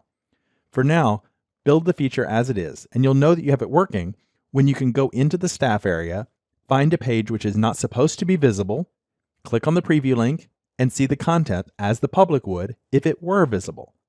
But if you try to view that same page without having preview equals true in the URL, then you can't see the page. I will give you one helpful hint. It's useful to set a variable that controls whether the page is visible or not, and then you can refer to that variable anytime you need. So give this challenge a try on your own, and then in the next movie, I'll show you the solution that I came up with. In the last movie, I gave you a challenge assignment to implement the preview content feature in our application. That would allow a staff member to be able to preview content that's not yet visible to the public, but to preview it in the same way that the public would eventually see it. Hopefully you did well with it. Now let me show you the solution that I came up with. The first thing that I did was I went into the public directory, into staff, into pages, and found show.php. And on that page, I added a link. I went ahead and added a div called class actions and a link, which I gave a class of action. And the href for that is going to be for that index.php page, right? That's the home page that we've been looking at. And I gave it an ID, a page ID that we want to look at. That's the current page ID that I'm working with in the staff area. I used good escaping techniques on that using URL encode and HTML special chars. So it's going to have both of those shortcuts applied to it. And then you'll notice that I've also added and preview equals true. That's going to make sure that gets added after the ID and is available in the URL string. It's what's going to trigger preview mode. Notice that I also added an attribute for target equals _ blank. That'll make sure that it pops up in a new window. Let's take a look at this in the staff area. So here I am. I'm going to find one that's not visible, like this one right here. It says visible false. I'm going to click on view, and now I've got a preview link right here. I'm going to click on that. A new tab opens up, and you'll see that I am seeing the content. Notice that it says preview equals true here. Now let's take a look at what happens when we actually hit that page. On index.php, I added some code right here at the top that would figure out whether or not preview had been set. By default, preview is set to false. Now, if it's set in the get parameters, then I'm going to check and see if its value is equal to true. I'm using a ternary operator here. That's what this form is called. This is the conditional statement. If this is the case, this is the value that gets returned, true. Otherwise, it's false. So that's going to set the value of preview based on what's sent in the actual preview URL parameter. And then I set another one here called visible. And this just makes it easy for me to keep track of.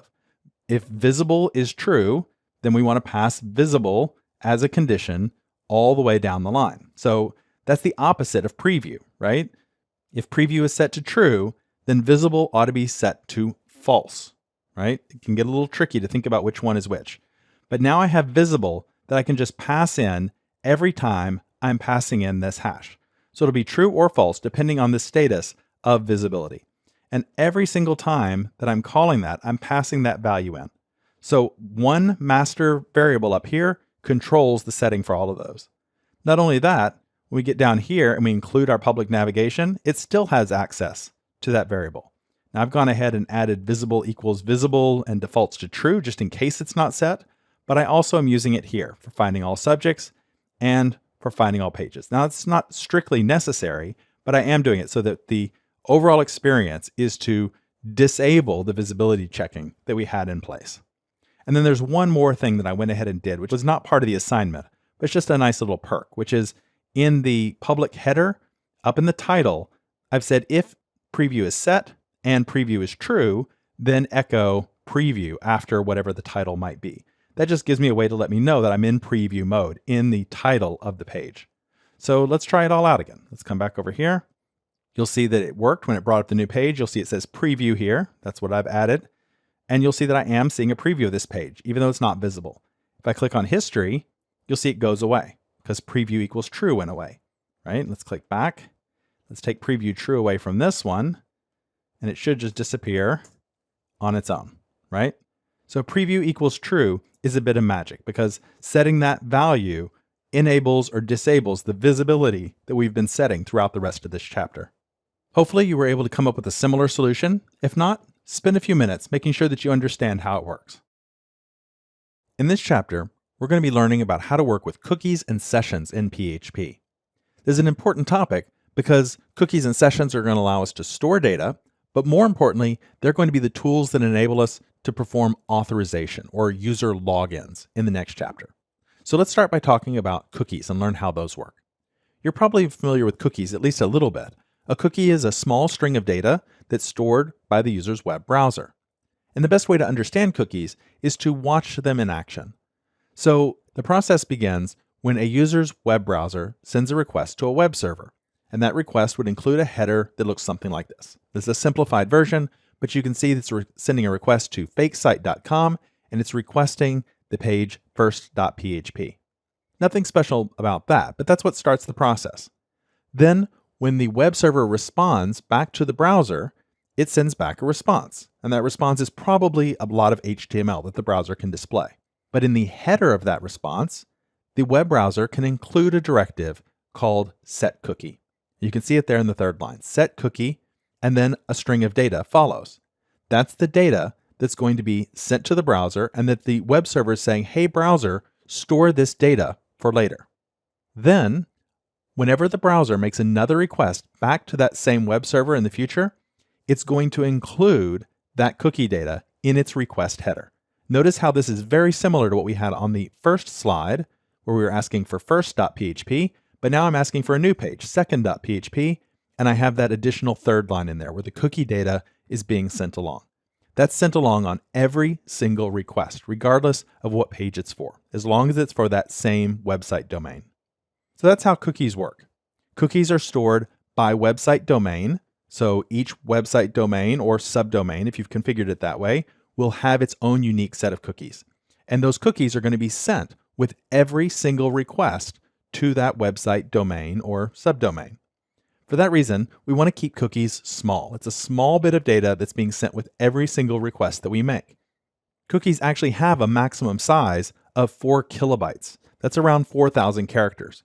But you wouldn't want to use all of that. You wouldn't want to send 4,000 characters with every single request that you make to the website, whether it be for some JavaScript or an image or anything like that. You would be sending that data each and every time. We want to keep cookies and cookie data small. It's also important to keep in mind that cookies are stored on a user's computer in their browser. And that means the user has control over that data. It means they can view the data, they can edit it, or they can just delete the cookies. They can clear them all if they want. That becomes important when we start talking about secure features, right? Because the user can view the data. It may not be secret. They can edit the data, so it may not be perfectly secure, or the data may not be reliable. It may just disappear on us if the user deletes it. So it's important to keep this in mind when we're working with cookies. Once cookies are received by PHP in the header, PHP automatically takes those values and makes them available to us in a super global, the same way as it does for get values and post values that are received. You'll remember that we use superglobals $_get and $_post when we're working with those. Now we're going to have $_cookie that's going to be the superglobal that contains all of our cookie values. Those are going to be key value pairs stored in an associative array, just like we have when we're working with get and post. You'll recall from when we just saw the walkthrough of how cookies work, that cookies are being set and sent in the HTTP headers. That's an important point because headers are sent before any page data. We talked about this a lot in the first part of this course.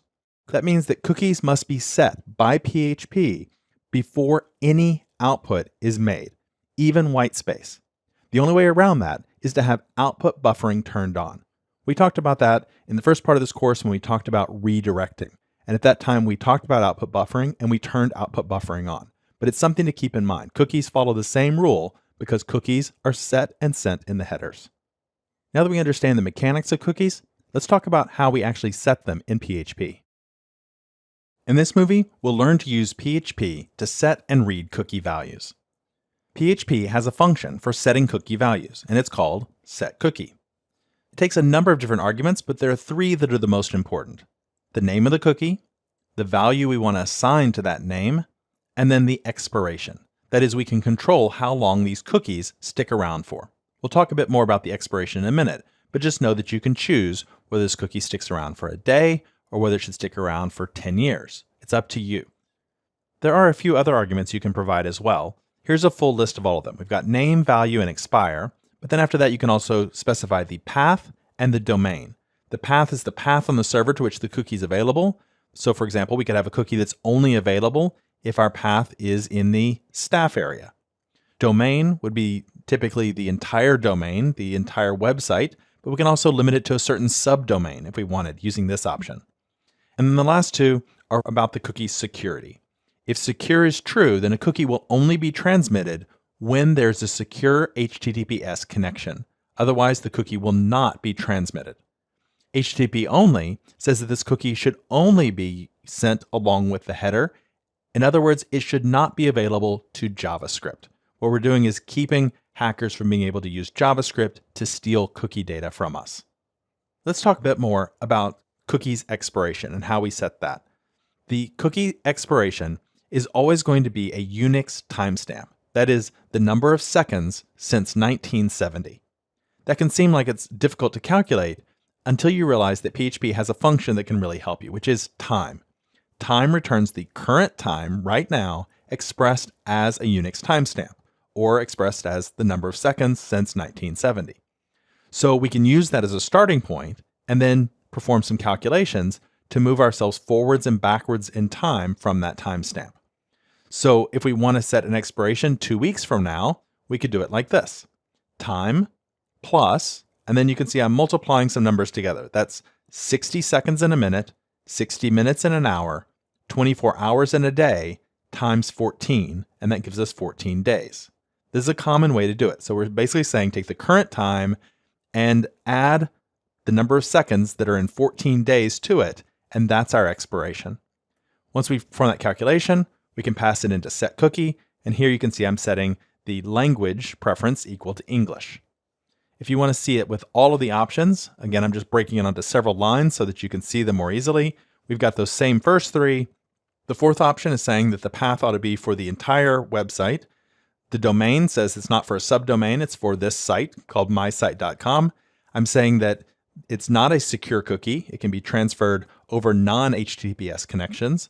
And I'm saying that it is HTTP only, meaning that JavaScript can't access this cookie. As I mentioned in the last movie, once cookie values are received by PHP, PHP takes all those values sent in the request header and puts them into an associative array that's assigned to the superglobal cookie. That's cookie singular, not plural, even though it might contain data from several cookies. It's the cookie data that we're talking about. And there's key value pairs in there, and we want back a value. We ask that associative array for its matching key. So here I'm asking for the cookie for lang, and I would get back that language preference that was stored. Now, if it hadn't been set, or if a user has deleted it, then it won't be in the associative array, and we'll get back a warning or an error. So it's always a good idea to just check and make sure that it is there and to have a default value in case it's not. This is one way you can do it using isSet. If you have PHP 7, you can use the null coalescing operator. That's the double question mark to do it in a shorthand. Now, I should mention there's one detail that sometimes trips beginners up, which is that when we set a cookie, we're saying that it should be set in the header that will be returned back to the user. We won't get that value back into this superglobal until the next request comes in. It's important to understand that. When we set a cookie, we're not setting a value in this superglobal. This superglobal is what came in the previous request. So it's only on the next request that we would get any values that we've just set. That can sometimes trip beginners up because they go looking in that superglobal and they're like, well, wait a minute, I just set a cookie. Why is the value not in there? Well, this is the data that came in from the previous request, not what the state of the cookie will be in the future. Let's try an example in our project. You can see that I have a new PHP file here called language.php that's going to be in your exercise files. I'm just going to drag that into the public directory. And before we look at the code, let's just look at it in the browser to see what it does. I'm not going to make a link to this page. We're just going to go to it directly by typing language.php from the public directory. And you can see that it just says set language preference. The currently selected language is any. And then you have some choices here. I have a pull down where I can choose from a few different languages. If I choose English and click Set Preference, then it remembers that my preference is English. And even if I go back and reload this page, right, go back up here, click again, hit Return every time, you can see that it still remembers what my language preference was. That's because it's being stored in a cookie. Okay, so now we see how it works. Let's take a look at the code. Go into language.php, and let's look down here at the form first of all. Set language preference, the currently selected language is, and it just displays whatever that current language is. And then we have a form that submits to itself as a post request. It has that select option. The value is going to be called language. We have some language choices. I picked a few different languages. You can certainly modify it to add your own. That's by no means a comprehensive list. And then I'm iterating through those choices and marking selected if it matches the current language for each one. And then I've got submit down at the bottom. All right, so let's go up here and look at the top. I've said that if it's a post request, if the form has been submitted, then let's get that post value for language, whatever was submitted. We'll default to any if for some reason that value is not there. It should be there, but just in case. And then we'll set that to language. Then I'm going to set the expiration time as the current time plus, and here's a calculation. Do you see how long that's going to last for? 60 seconds in a minute, 60 minutes in an hour, 24 hours in a day, times 365 gives us 1 year. So this is going to last for 1 year. You can see that I'm then setting the cookie. The name of the cookie is going to be language. The value is whatever the form sent in. I'm going to use that expiration. Now, if it's a GET request, if it's not a POST request, in other words, we're just visiting this page for the first time or we've typed the URL in, then it's just going to read that cookie data back. So it's going to read back the cookie data assigned to the name language, and that's what it's going to be. So that's what we're seeing happening. That works exactly as we'd expect. Let's go back over here. Let's choose French, set preference, and now it's French. Now that was a POST request. Let's go up here into the URL and I'll hit return. Now that was a GET request, right? And it still remembers that it was French. It still is pulling that cookie value back and then down here, outputting that value. In this movie, we're going to talk about how you unset cookie values because it's not as obvious as you might first think. A lot of beginners think that you can unset a cookie by using PHP's unset function.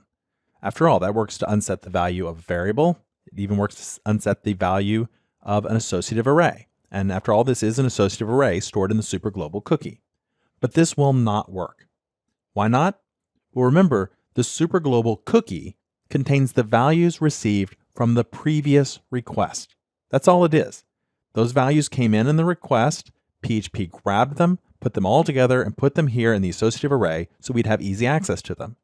It has nothing to do with communicating to the browser that it should delete the data that it has stored. All it would do is simply modify the associative array that we have, and the next request that came in, the browser would send its stored data in again. The cookie would not have gone away. Instead, we need to actually communicate to the browser that it should delete that cookie. And there's two ways that we can do this in PHP. The first is we can set the value of the cookie to false. The second is that we can set the expiration time to some time in the past. And that will tell the browser, hey, this cookie's no good anymore, it's expired, therefore we should delete it. Now, what actually happens behind the scenes when you do the first one, when you set it to false, is PHP is actually setting the expiration to 1 year in the past. So they both do the same thing. It can be a little easier to remember the version that sets it to false than it is the expiration of the time, but they both do the same thing. There are a couple of points that this raises, though. The first is that if using false will unset a cookie, then we want to be sure to avoid Boolean values whenever we're setting cookies, right? We don't want to delete the cookie accidentally if we're trying to store the fact that the value is false. So instead, when we're using values of true and false with cookies, we want to store 0 or 1 instead, because those don't have that side effect of deleting the cookie. Another important point is that cookies can only be deleted by using the same options as were used when setting the cookie.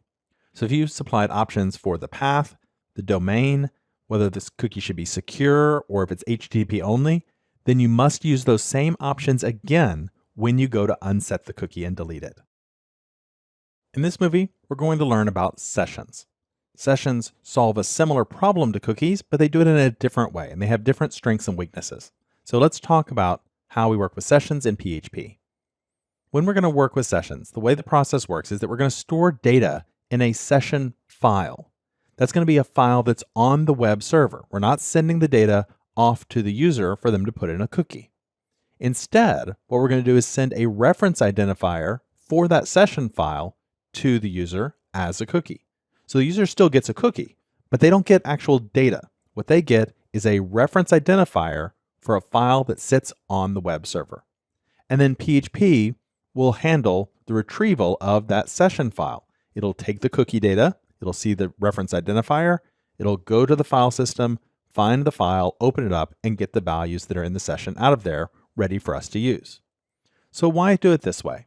Well, for one thing, sessions can have a lot more storage. You'll remember that cookies were limited to 4K of data. That's not the case with sessions. We can store a lot of information in those files. Sessions also mean that we have smaller request sizes. You'll remember with cookies, the cookie data is sent with every single request. It doesn't matter if that request is for an HTML page, or if it's for a piece of JavaScript, or for an image file. It sends the cookie data along with every request. If that's large, that can be quite a bit of data that we're sending along. With sessions, the only thing that gets sent is the session identifier, a very small piece of data.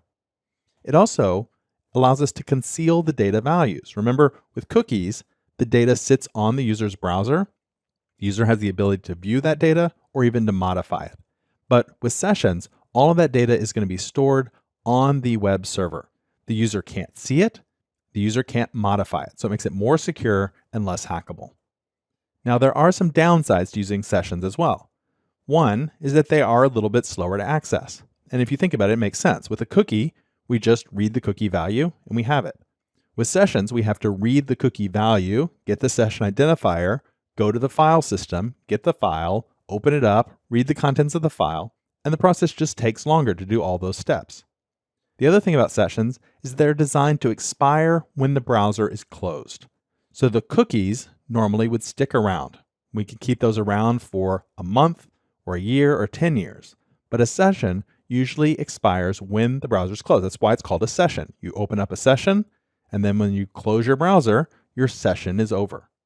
And then another problem can be that session files can accumulate. They take up space on the hard drive, right? We're using that for storage, and we can store a lot of data in there. If we're not careful, that can get out of control. We can store too much data in there, or those files cannot go away over time and build up. Now, PHP has some garbage collection built into it so that it does delete session files periodically. But if you're working on a really high traffic site or on a web server that doesn't have a lot of hard drive space, it's something to keep an eye on. So what are some uses for sessions? Well, one good thing is for frequently referred to data, things that we just don't want to have to look up in a database or something else over and over. Instead, we'll just grab it out of the session data. Another primary use for it, and one that we're going to be using it for, is for user authentication, where you can store the fact that a user is logged in, and we can store details about that user in the session. And we want to keep that information secure and not editable. If we store it in a cookie, the user has the ability to manipulate it potentially. Maybe they pretend to be a different user, right? Use a different user ID so that we think that they're a different user. If it's stored in the session, they can't do that. If you remember, in part 1 of this course, we talked about redirects and how redirects are actually a new browser request. And so we're starting from scratch when that request comes in. So it can be very helpful to use the session to store data that we want to persist through that redirect. That could be a message, it could be details about errors, or it might be keeping track of the URL that someone had requested previously, right? We can store all of that and still have it available to us when the next request comes back after the redirect. So how do we start sessions? Well, the first thing is you need to go to your php.ini file and take a look there for ways that you can configure sessions. Most of the default configurations are probably fine, but you can also find out more information on the php.net website about the different options and how you can set them. You can also configure the session cookie options there, deciding how long those cookies are going to be around, for example. By default, they disappear whenever the browser is closed, but that doesn't have to be. You can configure that. And you should also know that sessions are going to be turned off by default. So when you just have a basic PHP page, it doesn't have access to the sessions right away because they're turned off. You have to issue a command to start a session. And so we'll have to put session start in our code in order to get that started.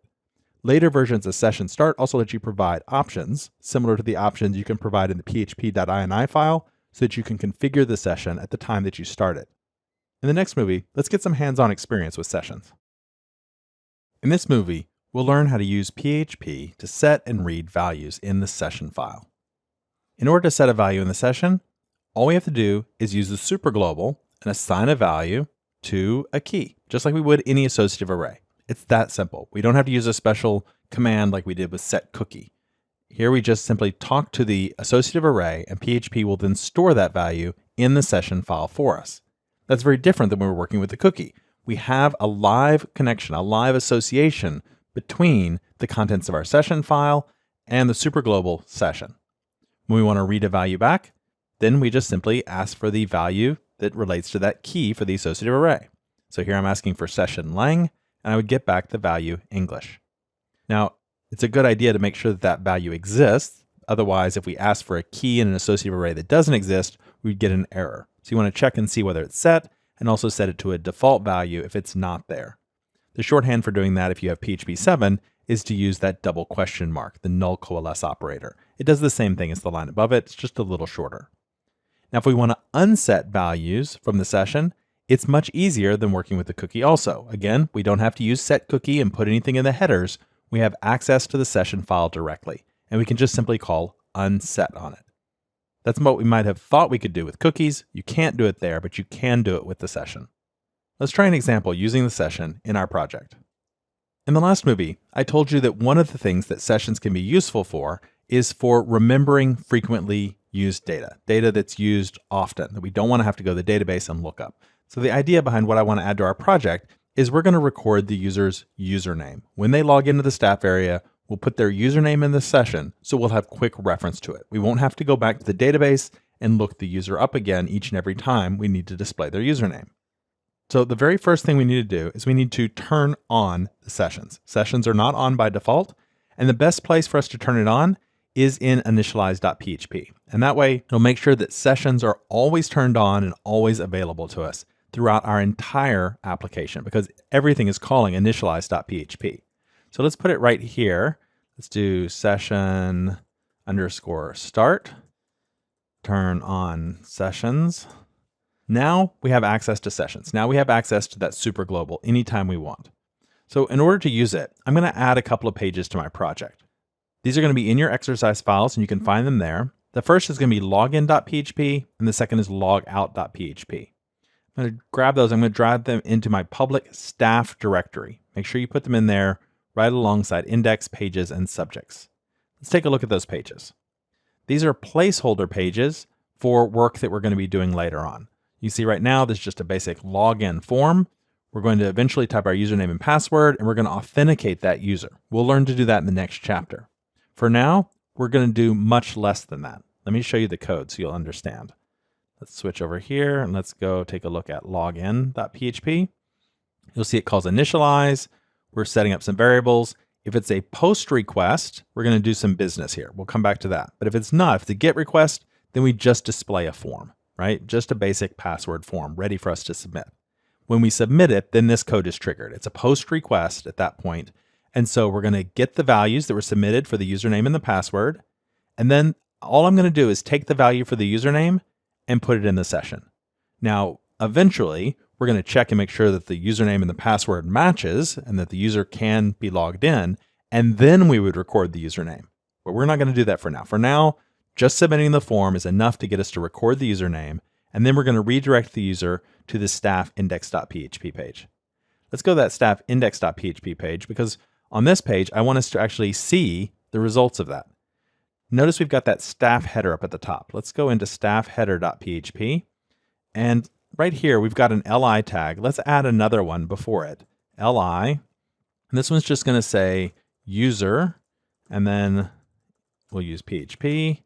And let's echo back the value that's in the session for username. And let's make sure that in case there's not a value there, let's just put nothing. And then let's close our li tag. All right, so let's save the file and let's try that. Let's go back into our project. Here I am on login.php. You can just navigate directly to that page. You see it says user up here and there's no user. Now let's type in a username, John Doe. I'll click submit. It redirects me to the staff login page and now my user is John Doe. If I go back, login.php, let's try Jane Doe. Submit. Now my user is Jane Doe, right? And it's always going to be that. As I browse around my site, it still remembers Jane Doe on every single page. It's stored up here. Now it's not having to go make a trip to the database to find out that user's name. It's just getting it out of the session file, right? The request was sent in. PHP saw that there was a session identifier sent in with the request as a cookie.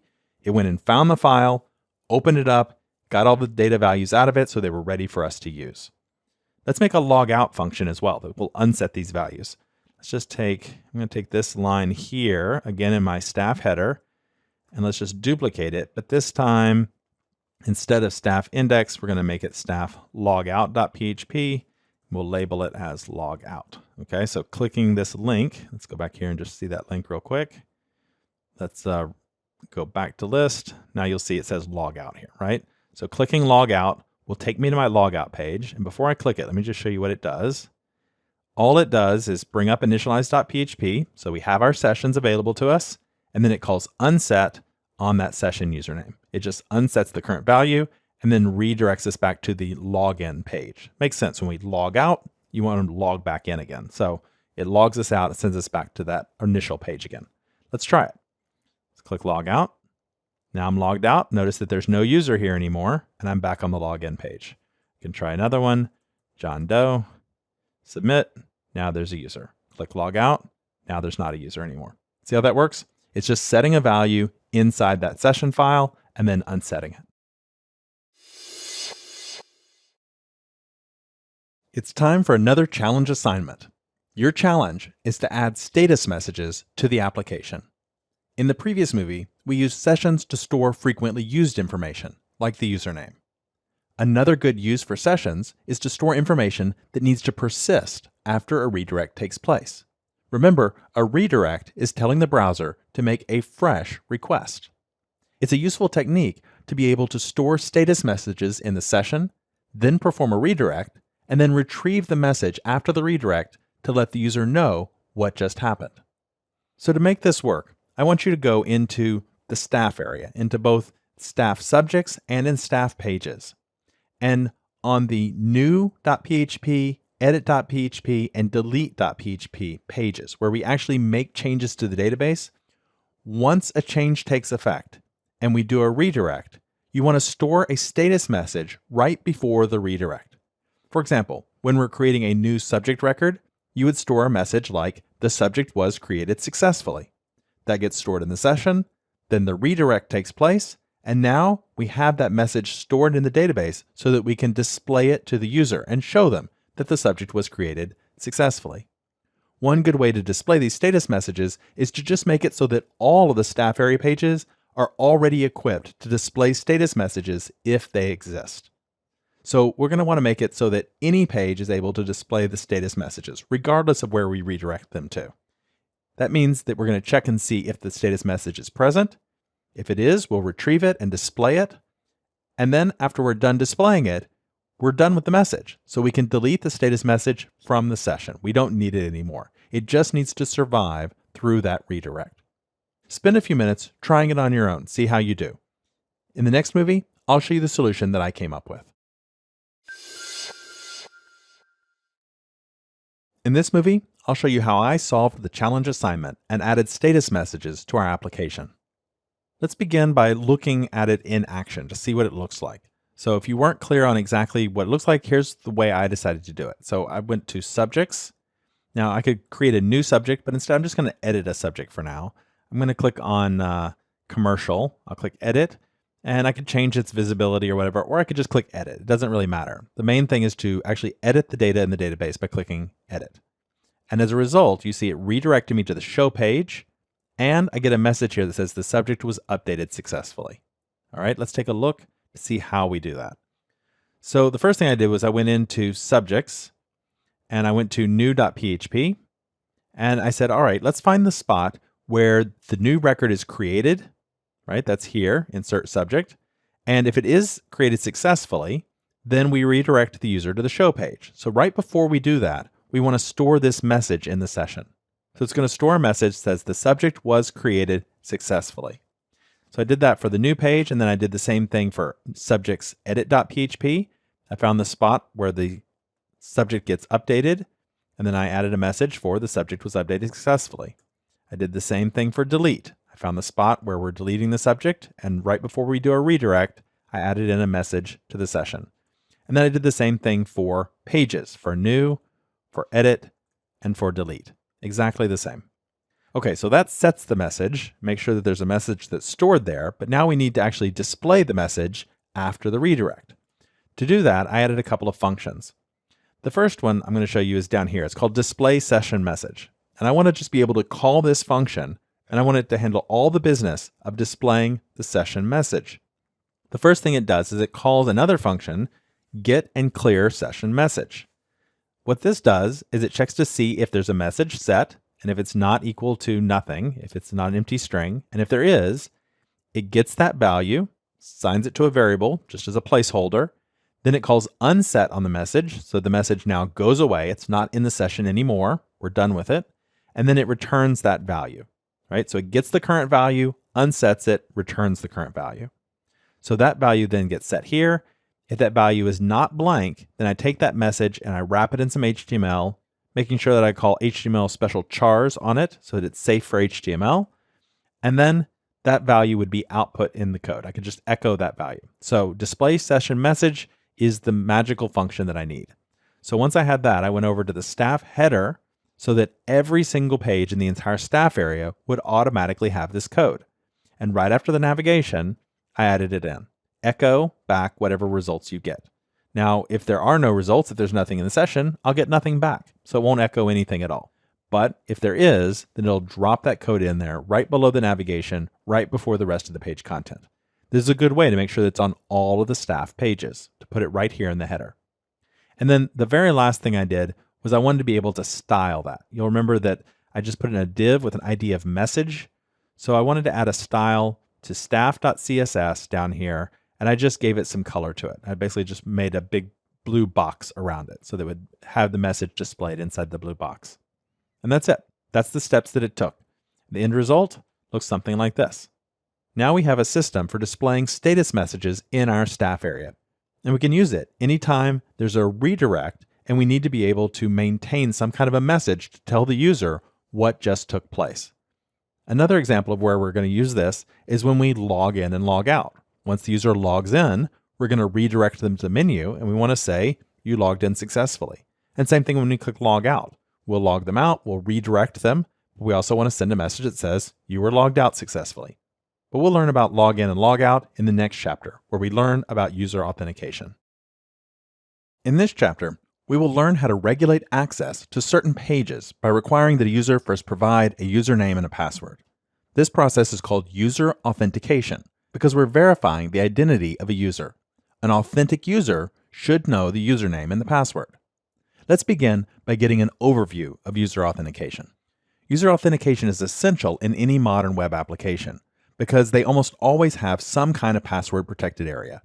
Maybe it's a content management system where staff or admins are able to update content that the public sees. That's the case in our application that we're building. Or it might be that there's a VIP area or a member-only area, an area dedicated to certain customers or to paying users. In all those cases, we would want to protect those pages so that you have to have a username and password to be able to see the content that's there. And it's important to do it right because if we make mistakes, they can be extremely costly. So it's important to learn the right way to do user authentication. It's also important to recognize that the development choices we make have major security impact. Security and development are closely intertwined topics. So I want to begin with an analogy that can help us to explain how user authentication works. I think this analogy will help you to hold it in your head. Imagine that you're going to be purchasing tickets for a concert or an event. You then go to pick up the tickets, you wait in line, you show your ID, and they let you in. They also stamp your hand as you're going in the door, making it clear that you've been allowed into the concert. Now, you can go into the event. You can also move around into different rooms, go in and out, and all the time they know you've given your ticket already and you're allowed to be there because you have a hand stamp that says so. If you wash away the hand stamp, then you lose your access. Well, it works the same way with our pages. The admin is going to create a user in the database. That's like purchasing tickets for a concert. At that point, we have the ability to attend, even though we haven't attended yet.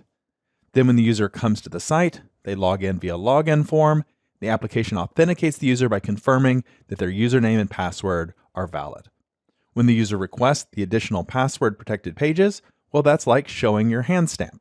Because you have that hand stamp, we know that you're allowed to be there.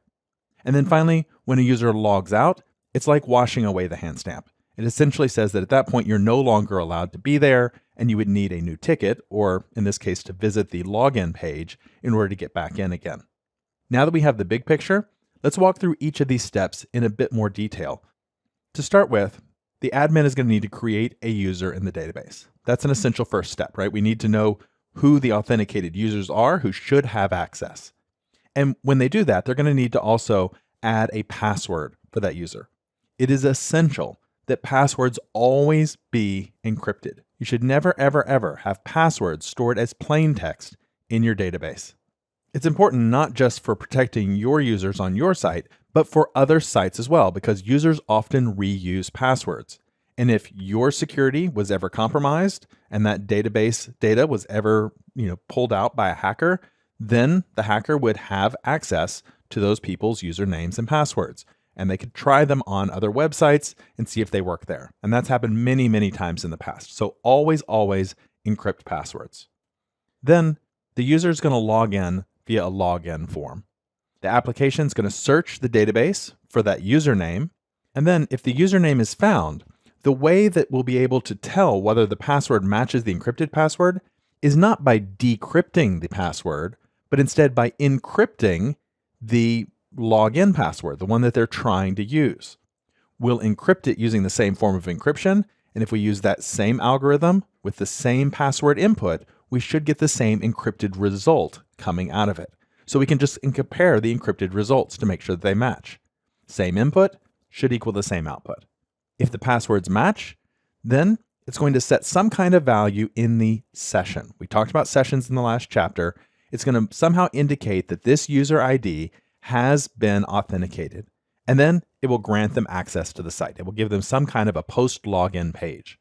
When they come back and ask for additional pages that require password protection, the first thing the application is going to do is check to see whether or not that indication, that hand stamp or user ID is in the session data. If it's there, then they can have the page, no problem. But if not, we're going to redirect them to the login form and force them to provide their username and password.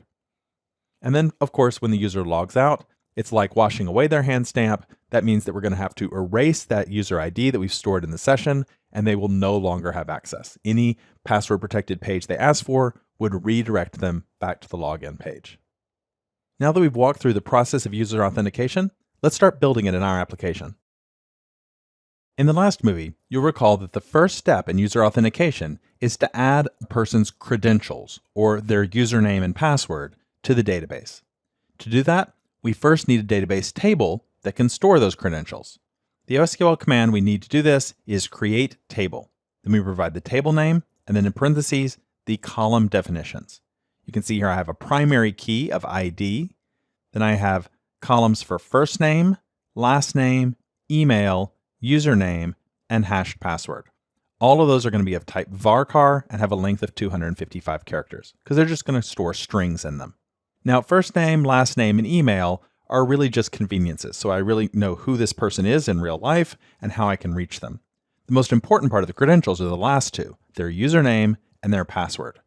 Notice that I don't call it just password though, I call it hashed_password. Hash is another name for an encrypted string. So this is a encrypted password, and I've named it that to remind me of that fact, that it's always going to be encrypted. It's not a plain text password, it's an encrypted password. You may also remember that in part 1 of this course, we talked about indexes and how indexes can allow you to look up information quickly based on a certain column. And there's always an index on the primary key, and we talked about how to add indexes on a foreign key. It's also a good idea here to have an index on username. If you think about it, we're going to be looking up admins by their username whenever someone logs in. We're not going to be looking for them by their ID. We're going to be saying, hey, admins table, do you have a user with a username that matches this login? So in order to enable that process to go as quickly as possible, it's a good idea to add an index on that column. This will just allow us to look up things by the username very quickly. Let's try adding the admins table to our database. The first step is to log into MySQL from the command line. You can see I've got here MySQL-U, and I'm using my web user. That's the user that I created that has access to the Globe Bank database, globe_bank. And I'm using a -P option because I want to type in a password. So I'll type return, it'll ask for my password. Then once I type that in, I'll be inside MySQL, and I can say show tables.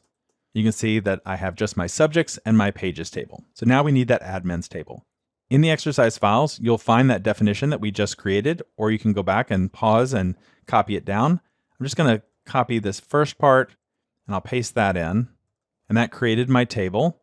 And then let's do the second one, which is to add that index, alter table admins. We'll paste that one in, and it says OK. So now let's do show tables, and you'll see I have my admins table.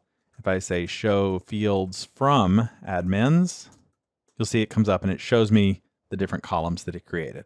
Now that I have an admins table, I just need a way for staff users, people who already have access to the staff area, to be able to add new users to authorize them. So we'll tackle that next. It's time for another challenge assignment. Your challenge is to create pages in the staff area to manage the contents of the admins table we just created. Much of this challenge is a review of work that we did in part 1 of this course. There, we created pages to manage the contents of the subjects and pages tables by using PHP to perform similar CRUD operations: create, read, update, and delete. You'll find yourself writing code similar to this over and over when developing web applications, and you should have these skills ready whenever they're needed. Let's walk through the details of the admin management. For the admin CRUD pages, you're going to put them all in a single directory called admins. That'll keep them organized. And you're going to have 5 pages. Index.php will show a list of all the admins. Show would allow you to see details of a particular admin. New would be a web form to allow you to create new admins in the database. Edit is a web form to allow you to update existing admins in the database. And delete would allow us to delete admins.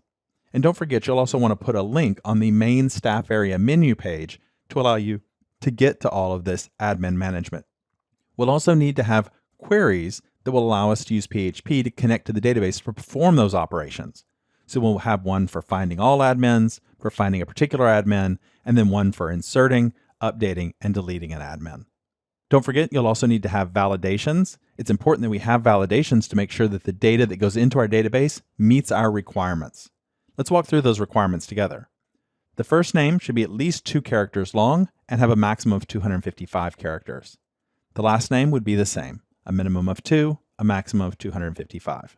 The email address should not be blank and should have a maximum of 255 characters. It should also be of a valid format. You should already have a helper that will allow you to confirm that an email address is in a valid email format. And then you're going to check that the username is between 8 and 255 characters. And we also want to make sure that the username is unique. We do not have a helper method for that. You may remember that we had one to check and see whether our page name is unique. You can modify that and make it work for your username. And then we need to talk about our password. Don't worry about encrypting the password yet. We're going to talk about that in a moment. For now, on our form and in our validations, the attribute we use is going to be called password, not hashed password. That's going to be the encrypted version that gets stored later. For now, we're going to be working with password, and it's going to be plain text. Once it passes its validations, then we'll encrypt it and convert it into the hashed password. The plain text password needs to be at least 12 characters long. It should also have 1 uppercase letter, 1 lowercase letter, 1 number, and 1 symbol. This ensures that we get a good, strong password. I'm a firm believer that for a sensitive area like our admin, where we have the ability to update all sorts of site content, that we need to have good, strong passwords that are at least 12 characters long and include a variety of characters. We're also going to add another field to our form, which is confirm password. This is a common feature because passwords are typically blanked out so that when you type in them, you see bullets by using a password input instead of the actual plain text. Having confirm password allows us to make sure that we didn't accidentally mistype that password. It's just a sanity check. So we're going to check and make sure that the confirm password attribute in our associative array is not blank and that the value matches the value for password. Again, we're doing that on the plain text version. We're not working with encryption just yet. Try implementing these features on your own. You'll find it's a really good review of your skills. In the next movie, I'll show you the solution that I came up with. Hopefully you did well with the challenge assignment and you were able to build the admin management pages in PHP. In this movie, I'm going to show you the solution that I came up with. The first thing that I did was on my main staff area page on index.php, I just added a new link right here to admins. And so that's going to go to staff admins index.php, and that's going to allow me to get to my admin management. Let's take a look at that index.php page. It's inside the admins directory that keeps them all organized. You notice I have subjects and pages down here, keeps them all sort of namespaced together. And then inside index.php, you'll see that I'm calling a query function that we'll look at in a moment called find all admins. It gives me back a set of admins, a record set. And then I'm going to loop through those as a table and use MySQL fetch association to pull each admin out and display it as a list. And then each one of those items in the list is also going to have a link for viewing it, for editing it, and deleting it. So if we want to view it, that would be the show.php page. So in the show.php page, you can see it's getting the URL attribute for ID. It's finding the admin by that ID. And then down here, it's just going to display the basic information, the first name, the last name, the email, and the username. We don't display the password because that's eventually going to be encrypted, and that's kind of meaningless. So there's no reason to show it there. Let's take a look at new.php. That's the form that allows us to create a new password. If it's a post request, we'll process the form, but if not, we're going to get the values ready to display a blank form. Let's do that first. Let's look at the form itself. First name, last name, username, and email are all just text fields. That's all pretty straightforward. But notice that I've got now an input of type password whose name is password and an input of type password whose name is confirm password, right? See how that works? Even though there's not a column in the database for password or confirm password, my form values are going to include it. I've also got a note down here that just says that password should be at least 12 characters long and include 1 uppercase letter, lowercase letter, number, and symbol. That way our users will know right from the start what the requirements are for this password. Once those values are submitted, we'll just add them into our associative array here and pass them into insert admin. It'll take care of all the business for inserting the admin, including the validations. Once we get back a result from it, you'll see that it uses MySQL insert ID to get the new ID. It will send us to the show.php page to be able to see that admin. And we're also using that session message that we created earlier to provide a message after the redirect that the admin has been created. The edit.php page works very similar, the only difference being that there is an existing ID, so we make sure that we find that admin by the ID before we display the form. And delete is pretty self-explanatory. It just takes the ID and then deletes the admin. Let's take a look at those query functions. So right below all of my other query functions, I added some new ones. I have one that's find all admins, select all from admins, ordering by last name and then first name. You notice that I just have last name, ascending, ASC, comma, first name, ASC. So that'll keep them sorted. We could also sort it by username if we wanted to, but I decided to sort it by last name. Then we have find admin by ID. That should be pretty straightforward and familiar to you now. We have our validation, which we'll come back to in a moment. Then we have insert admin. It's going to call those validations, and if it passes validations, we're going to have insert into admins. Now notice here this line on 398, where I'm taking the value of password, the value that passed validations, the plain text password that was passed in, and I'm assigning it to hashed password. Right here is where we're eventually going to encrypt the password. For now, it's not encrypting it. It's just a placeholder. We'll come back and talk about that in the next movie. For now, it just takes the plain text password, assigns it to hash password, and that's what gets put into the database. So we'll put a pin in that. We'll come back to that. And then we have something similar for update admin. It calls the validations. If it passes, then we assign the plain text password to hashed password. We call update admins, and we update the database with the new data. And then, of course, delete admin just deletes an admin from the database based on the ID. First name, we validate that it's not blank and that it's got a minimum of 2 and a maximum of 255. We do the same thing for last name. Email, we make sure it's not blank. We make sure it has a maximum of 255. And then we call this helper that we already had in our validation functions file called has valid email format. So that'll check and make sure it's a valid email format. For the username, we're going to check and make sure it's between 8 and 255 characters. And then we're going to call another helper has unique username. That's a new validation function that I created. It's almost identical to has unique page menu name. You can use that as a starting point.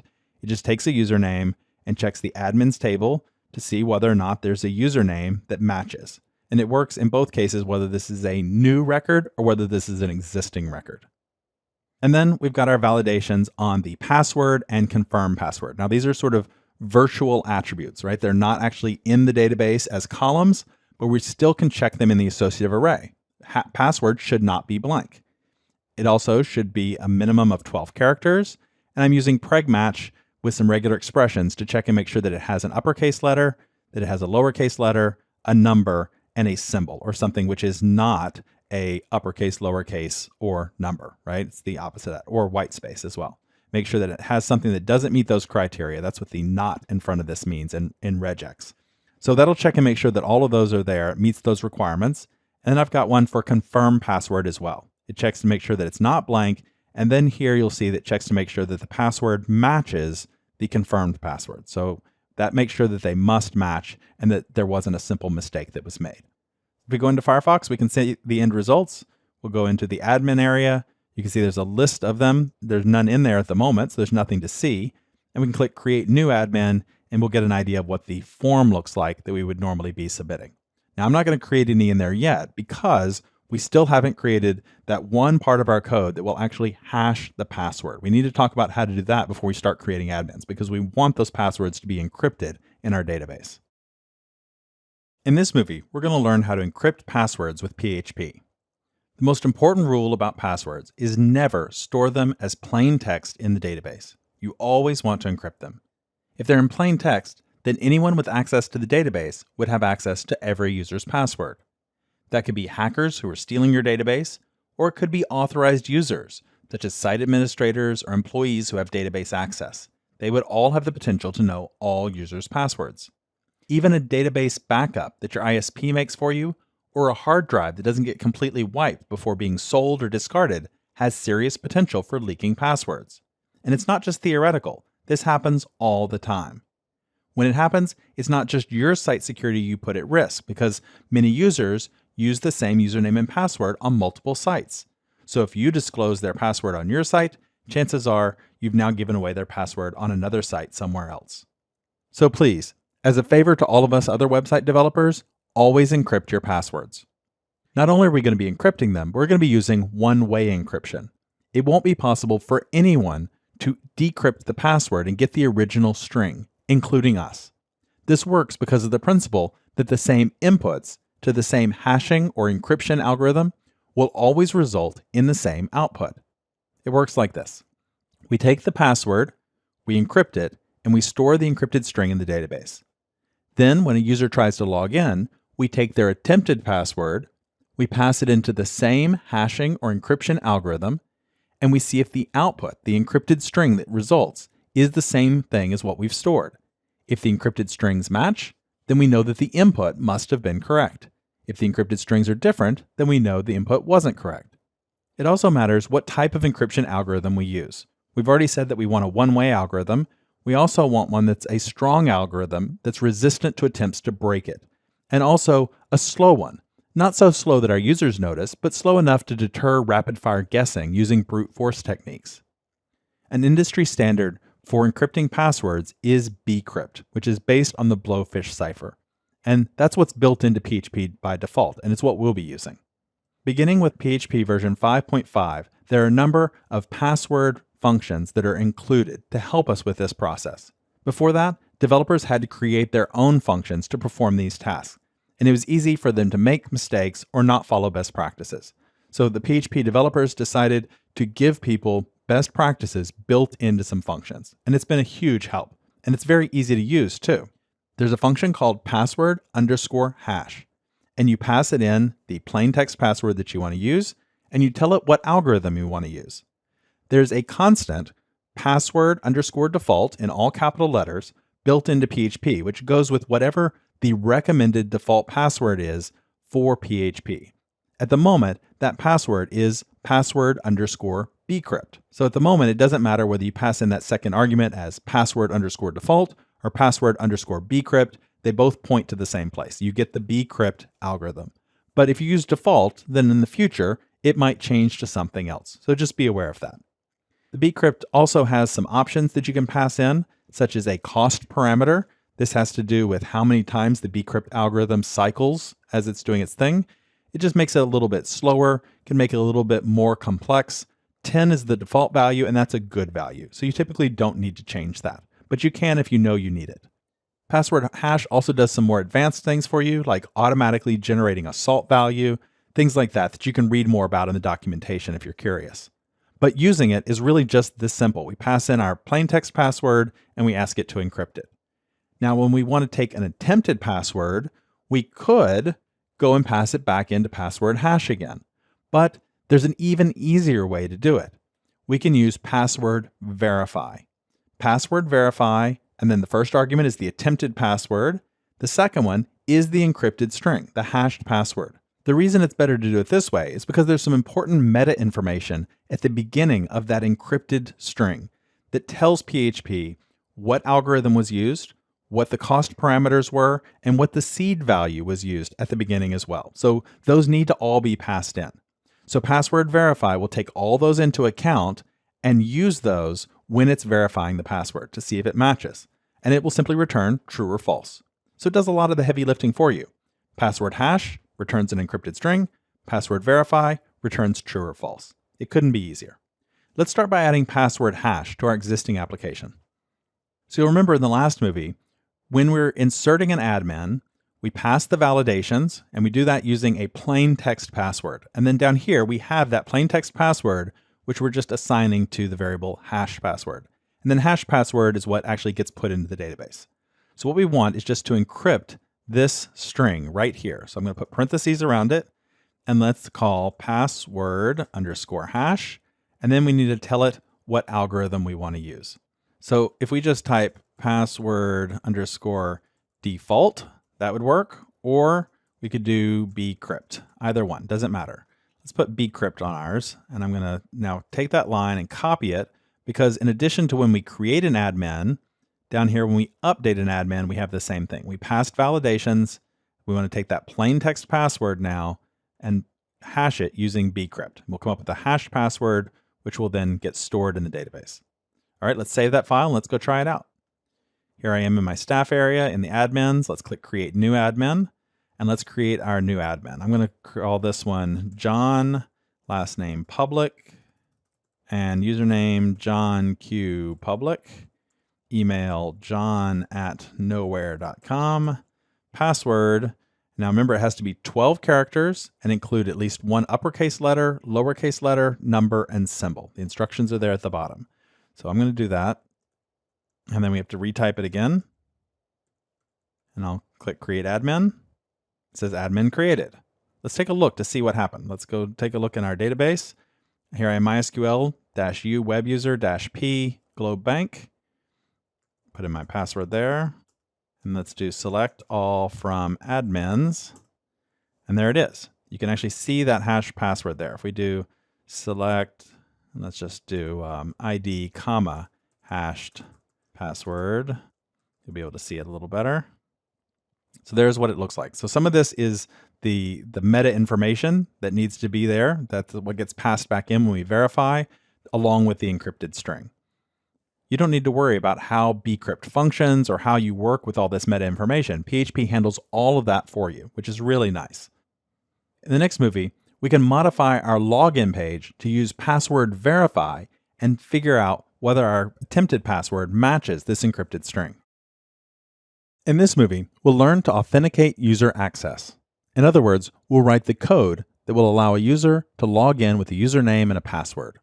Before we dive in and look at the code, I'm going to add a new file. It's in the exercise files. It's called authfunctions.php. I'm going to put it in my private directory. This is a place where I'm going to store all of the functions related to authorizing a user. It'll just keep them separate from everything else. So let's go into our code.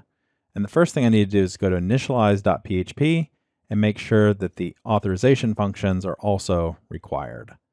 Let's just add that right here, authfunctions.php. Okay, so now that I have my authorization functions, let's take a look at what's in them. You see I have simply one function here called loginAdmin. And when I pass it in an associative array for the admin, this admin object that we're working with, it's going to take care of all the business for logging in that user, basically giving them a hand stamp.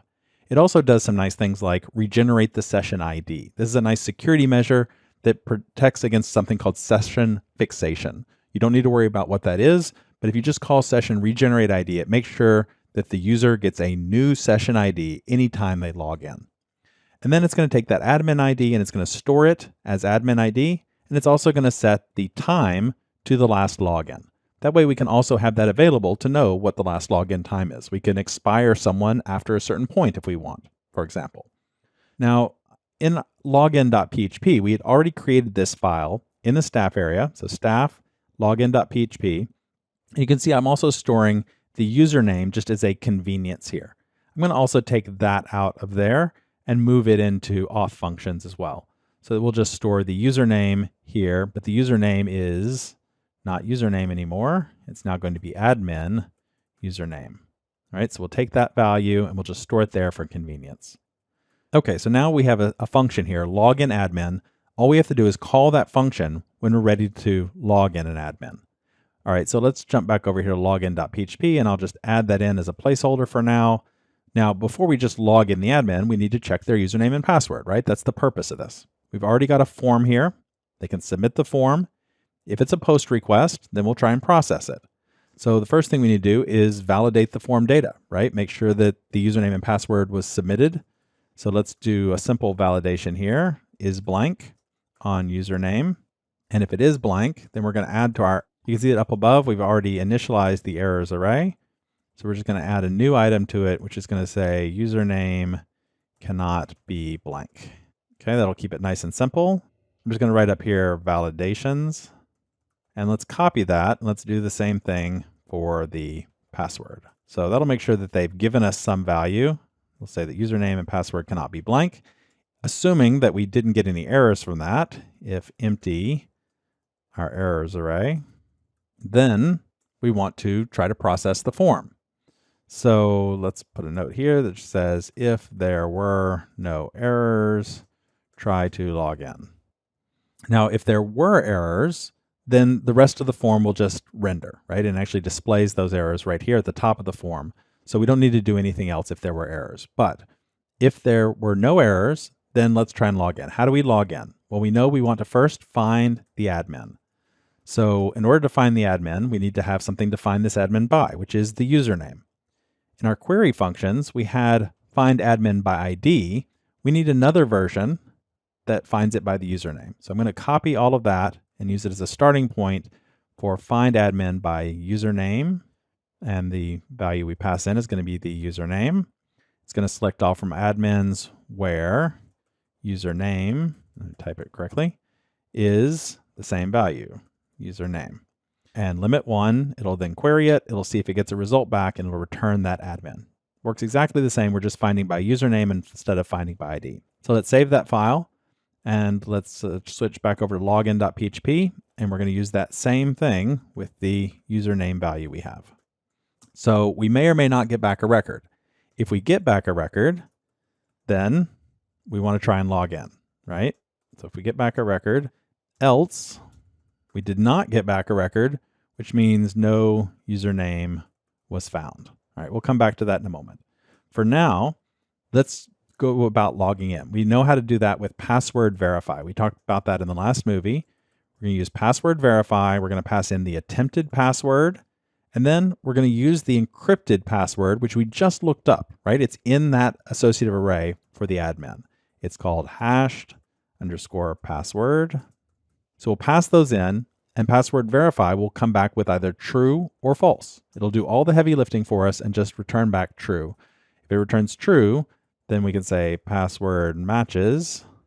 Else, we'll say username found, but password does not match. So if the password matches, we know what we want to do. We want to do this bit right here. I'm going to copy this and just move it up here. Paste it in. We want to log in the admin and redirect them. Now, if the username is found but the password does not match, then we want to return back an error to them. And I can use that same errors array to do that. Errors. And I could put a message here that says login was unsuccessful. What you don't want to do is indicate that the password failed. You don't want to say, hey, the username was right, but the password was wrong. We just want to tell them it was unsuccessful. We don't want to tell them why. And the same thing is true down here. No username found, login was unsuccessful. We want the exact same message, regardless of whether the problem was the username or the password. It makes hacking a lot harder. I'm going to go ahead and actually take that whole string and just come up here and add a new line here. Actually, let's do it right. If admin matches, then let's say login failure message equals, and I'll use that string. And then I can come down here and just replace that string with login failure message and login failure message. And that will ensure that they're the same. Let me just make a note here. Using one variable ensures that message is the same. That's why we're doing it. Okay, so let's just double check our work for typos. Everything looks okay. Let's try it all out. Let's save this file. Let's go into Firefox. And you'll remember that the page we want to load is staff/login.php. So here I am at my login page. Let's try just putting in some gibberish without a password and hit submit.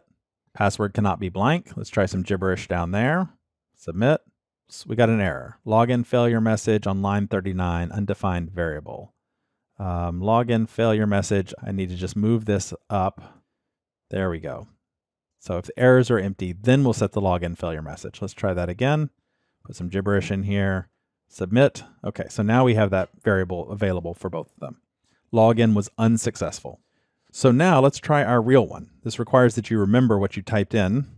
I had John Q public for a username and my password. There we go. Now click submit. Now I'm logged in. And how do I know I was logged in? Because it redirected me. The only way I would have gotten redirected, the only way I would have not seen the login form again is if I got through this step where password verify came back true. Then it logged me in, and you can see one of those steps when it logged me in was it also set my username, and I also have a username set here. So my login did work. I was authenticated. So now we've learned the two most important parts. We learned how to store the encrypted string in the database, and we know how to use password verify so that we can log in and match an attempted string against that stored encrypted version. In the previous movie, we learned how to authenticate a user. That is, how they can log in with their username and the password. However, none of the pages that we have require that authorization right now. They all just let anyone view them who wants to. What we need to do is add some code that will check to see whether the user is currently authenticated before it lets them have the page, to require that they have the authorization. To do this, I'm going to add a couple more functions to our authfunctions.php that we added in the last movie. This code is included in the exercise files if you want to get it from there. I'm going to paste them in. The first function is logged_in. And is_logged_in is just going to check and see, is the current user logged in? And the way it does that is it looks for that hand stamp, that ID that we put into the session. It checks to see if that value is set. If it exists, then we know the user is logged in. It's in their session. If not, then they're not logged in. It's that simple. Now, this just tells us if they're logged in or not. I've got another function down here called require login. Require login is going to call that first function to see whether they're logged in or not. And if they're not, it's going to redirect them to the login page. So the two functions are going to work together. Now I keep them separate because is_logged_in can be used in other cases as well. Maybe I want to show a certain link or something depending on whether the user is logged in or not, right? I don't necessarily want to redirect them to another page. I just want to have some conditional logic on my site. Is_logged_in allows me to do that. Require logged_in is the one that does the redirecting. Now, another point that I wanted to mention here is part of the reason we use admin_ID as the hand stamp for this user is that that value can then be used if we need to look up that user's record. Now, we stored their username in the session here, but for example, if we wanted their first name or last name for some reason, right, we could go to the database using this stored ID and look up that admin record. But just simply having that value set is going to be enough for them to be considered logged in. Okay, so now I have my functions here. Now we need to make use of them. So how do we do that? Let's go, for example, to our menu page to start with, index.php, right? You shouldn't be able to see this index page unless you're logged in. So when I call initialize.php, that loads in all my functions, including those auth functions. So all I have to do right here at the top of the page is add a line in my PHP code that's going to call this function right here, require login. That's it. Right here at the top of the page, require login with the semicolon. Let's save it. And let's go back and let's try it out. Let's go into Firefox and let's just reload this page. And I am able to see the page because I am logged in. Now, if I click log out, it doesn't actually log me out yet. We haven't written that code yet. We're going to have to come back and do that in a moment. For now, as a temporary workaround, let's just add a little bit of code here, PHP, and let's unset that value. So that's going to be the superglobal session admin ID. Let's close those PHP tags. Okay, and we can even take away the require login for a moment. We'll just comment that out. So all it does is when it loads this page, it unsets the admin ID. Let's come back. Let's reload this page. Okay, so now the admin ID is gone. I'm going to take that line back out. Now let's put back in the require login. Let's go and reload the page again. And look at that. It didn't give me the page. It redirected me back. Now ignore the fact that this still has the username up there. That's separate. We just did a little hack here just to remove the hand stamp, that admin ID. And when we did, it took us to the login page. So that's all we need to do is this one line, require login. So if we go to each and every one of our pages, we can add that in. Now we don't want to add it to our login page, right? That page doesn't require being logged in. Log out could use it, but I don't think it's really necessary to check and make sure someone's logged in before you get a logged out page. But our other pages definitely do need it. So let's go, for example, to our admin area. And at the top of this page, let's do it before we find the admins. Remove the PHP tags here. We're going to require login. And let's go to new. And right after we initialize, require login. Show.php, right after we initialize, require login. And edit.php, require login. And delete. We don't even find the ID before we do this. The very first thing is just check and make sure the user's logged in. All right, let's just close all those up. And we did that for admins. Let's do the same thing for our subjects. Let's start with delete.php and edit.php, index.php. I'll do it right here. And new.php and show.php. Okay, let's do the same thing for our pages. Index.php. I did those in the wrong order. Let's do delete next. Then let's do edit and new and show. Okay, so let's close all those up, make sure they're all saved, and then we can test it out. Let's go here and let's just try, we click on our menu. You see we get back to our login.php. Let's try staff and let's try subjects/index.php. Look at that, sent me back to the login page. Let's try staff pages index.php. Nope, sent me back to the login. Every time it wants me to be logged in. Now let's go and actually log in again. That's for me, John Q Public, my password. Click submit. Now I'm logged in. I'm able to see the menu. I can see the subjects. I can see the pages, and I can see the admins. Now I have the ability to move around in that password protected area, and it requires that I have that authorization before it will give me those pages. Now that we've learned how to authenticate a user and how to have pages that require that authorization, we need to learn how to remove the authorization or to log out a user. We already have a placeholder page for logging out, logout.php, and we even have a link for it at the top of our page. But if we click that, it doesn't actually log us out. We stay logged in because it's not removing the hand stamp, that admin ID that we stored in the session. It's just unsetting session username, which was just a convenience that we had earlier. So what I'm going to do is I'm going to switch to authfunctions.php. And right here below login admin, I'm going to add a new function called logoutadmin. This is also included in the exercise files if you want to get it from there. And it's going to do the exact opposite of logging in the user. It's going to unset all of those session IDs, one for admin ID, last login, and username. So it handles all the business of logging a user out. I also have another optional choice here. You could completely destroy the session if you wanted. Now, if you need the session for something else and you're storing things in it, you wouldn't want to do that. Most important part is just that we removed this line right here, that the admin ID is removed because that's the thing we use to determine whether a user is authorized or not. So now I can just call logoutadmin from my page logout.php. I don't need any of this anymore. And that's it. That's all there is to it. Just go to the page, log out the admin, and redirect them back to the login page. Let's save it. Let's try it out. Here we are back on our page. I'm logged in. I'm able to see the admins. Let's reload that page, right? I have access. Click log out. Now I'm back at the login page. And if I click menu, right, I don't get anything. I keep getting the login page. I'm not allowed to see any of those pages anymore. If I click the back arrow, right, doesn't matter how many pages I go back, right, it doesn't let me see those pages. Let's try subjects index.php, right? I get the login page again. Once I log in, John Q Public, and I log in. Now I'm able to see it. I'm able to move around, see the different pages. As soon as I log out, now that hand stamp is removed, and once again, I don't have access to those pages. So we've now completed all of the major steps. We're able to store an encrypted password in the database. Then we have a login form. The user can attempt to log in, and we handle the cases when the login fails. If we're able to successfully go to the database and match the username and the password, then we log the user in and give them a hand stamp so they can move around different pages. They can't see those pages if they don't have that stamp. And last of all, they have a log out button, which allows them to essentially wash away that hand stamp, to no longer be authorized to see any of those pages.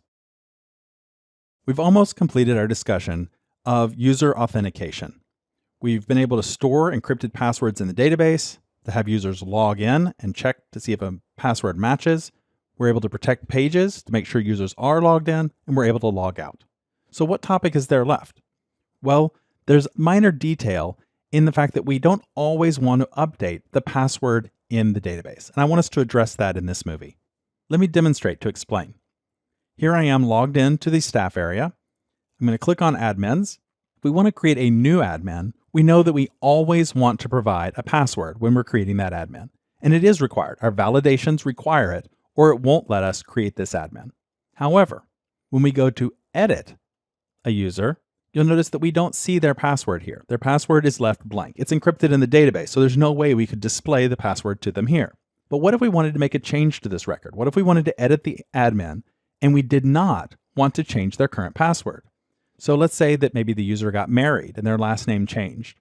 Or maybe we just need to update their email address to be somewhere.com. I can't submit this record because the validations will prevent it from being saved because the password and confirm password are required. But I don't necessarily know what this password is, and I don't necessarily want to set it to a new password that might keep the user from logging out. So we need to make this optional. We need to make it so the password is not necessarily required when I'm editing the admin. Now, if a password is there, then we want to perform our validations. We want to make sure that it has 12 characters and it has uppercase, lowercase, numbers, and symbols in it. So we do still want those validations there. We don't want to just skip the validations altogether. So what we need to do is write some code inside update admin that'll decide whether or not the password should be required. So what I'm thinking is that we'll add a line here that will just say, was the password sent? And we'll check. If it's not blank, then we'll know it was sent. So if it was sent, then it's required, right? That's the logic here. If the password was sent, then it's required. If it was not sent, then it's not required. We're going to assume that it's okay, and we're going to leave it alone, and we're not going to actually do the update. So that means that down here in this code for hashed password, we're going to put a line here that says if password sent, then we're going to include in the SQL this line to update the hashed password. Otherwise, it'll get omitted. Now, notice here that I actually put the username after hashed password. And the reason why that is because there's this comma right here. And I want this still to read correctly. I want to have a comma here, and then no comma after the last one. So by making hash password not the very last item, it allows me to do that. So make sure that it works whether this line is included or not. These still will concatenate together correctly. Okay, so it's not just a matter of checking to see whether the password was sent as to whether updated. The validations also need to consider whether it was sent or not. So what we need to do is use that same technique we used earlier in this course, where we sent an option array into a function to change its behavior, to give it conditional behavior. What we'll do is we'll pass in an option called password required, and I'll set that equal to whatever the value of password sent is.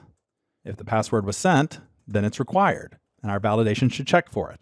But if it's not sent, then the validations should not check for it. So password sent is going to determine whether or not it's set here. Password required is the name of the option we're going to be using inside our validations. So I'm just going to scroll up to our validations here. And right here, let's add that options array. It's going to be a default to an empty array because it may or may not exist. And then let's set a default value for it. So password required equals whatever the value of options password required was. And if nothing was sent, then it's going to default to true. So that's that PHP 7 operator that sets a default value if none is found. So this will determine whether the password is required. If it's passed in false, then the password's not required. Otherwise, it will default to true. It will be required. So let's just scroll down here, and where we have all of this check for password and confirm password, let's just add a line here that says if password is required, then we're going to do all of this code. Let's grab all of this, and let's just move it up. There we go. So now it's inside this conditional. If the password's required, then perform the validations on it. Otherwise, don't perform those validations. Let's save it, and let's try it out. Let's come back over here. And I'm just going to hit edit admin on it. I've changed this from nowhere to somewhere for their email address. Let's click edit admin. Notice it did not run the validations, and it did update the email address, even though I didn't change the password. So the password did not get updated. It's the exact same encrypted hash in the database. So now we've completed user authentication. Now there's a lot more that you could add to this. For example, you might make it so that One user can't necessarily update the records of another user, right? You can only go in and edit records for some users. Maybe the edit button disappears or the delete button disappears unless you are that user or if you have some kind of super admin privileges. There's lots of bells and whistles you can add to this to make it nicer. But the fundamental idea is in place. We have users in our database. We've encrypted their passwords. They can log in by providing the plain text password, and we can compare it against the encrypted version. We can keep them logged in so that they have a privileged status and can view pages which they're authorized for, and then they can log out again. In an earlier chapter, we created a feature that would allow admins to be able to preview content just as the public would see it, but before the content was made visible to the public. And at the time, if you'll remember, we put a note in there that we wanted to come back to this topic once we understood user authentication, so that we could actually make sure that the previewing was authorized by someone actually being logged in. Now that we understand user authentication, we can revisit that topic. The place where we added that preview code is in index.php. Inside the public directory, this is the main page for displaying content to the public, and you can see that we're checking here to see whether or not preview has been set and whether it's been set to true. And if it has, then we're going to allow the user to preview the content. Let's take a look at that. Over here in my staff area, I'm going to find one of my pages that is set to be not visible. I'm going to view it, and then I'll preview it. Now, because I'm previewing it, I can see it even before it's set to be visible. And I see it in the public context. I get to preview it. Now, we've also learned about insecure direct object references. And that's actually what we have here, because all it takes is for someone to add this little bit to the URL, preview equals true, and then they'll be able to see this page. No user authentication is required at the moment, and that's bad. So we want to change this. We want to make sure that we check to see whether someone is actually authorized before they're able to use that preview. In order to do that, we need to check and see if the user is logged in. In our authorization functions, authfunctions.php, we had a two-step process for seeing if someone is logged in. We had isLoggedIn as one function and requireLogin as the other one. IsLoggedIn is going to come in useful here because we don't want to require them to be logged in and redirect them here. We could, but instead what we want to do is just ask, are they logged in, right? Just find out the answer, true or false, are they logged in? So I'm just going to copy that. Let's go back here to index.php, and I want to add it here to this conditional statement, right? This is a conditional. We have the condition and then question mark, and then it's either true or false. So what I'm going to do is add it right here. I'm going to put and then is logged in. That's the function I want to call, so I have to have the parentheses after it because it's a function. Now I could put is logged in first, but the simplest thing is just to check and see if we have this variable. That's a faster check than actually going to the session and checking to see whether there's something there. So I'm going to put the fast check first. Are we being asked to preview it first? If so, then check and see if they're logged in, right? That's the second condition. If it's not being asked to preview it, then this condition would just fail and we would never ask this second question at all. So if both of these things evaluate to true, then it will return true. Otherwise, it's going to be false. Let's try it out. Let's save that file. Let's come back over here and let's click preview. Now I'm logged in at the moment and I am able to see it, right? That works great. Now let's close that page up. Let's click log out. Actually, before I do that, let me go ahead and open a new window here. So there's my new window. Now let's go and log out. Now let's go back and let's reload this page. I'm logged out now, and it did not let me see it. When I reloaded it, it redirected me back. It said, nope, sorry, you're not logged in, which is what we would expect to happen when you try to see content that you're not allowed to see.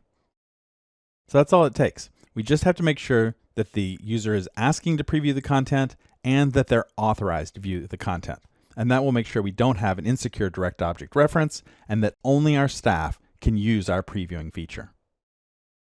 In this chapter, we're going to discuss how to handle nesting of related resources. What do those terms mean? What is a resource and what does it mean for it to be nested? When I use the term resource, I'm referring to a set of data or functionality that's of a single type. So far in our application, we have three things I would consider resources. We have subjects, we have pages, and we have admins.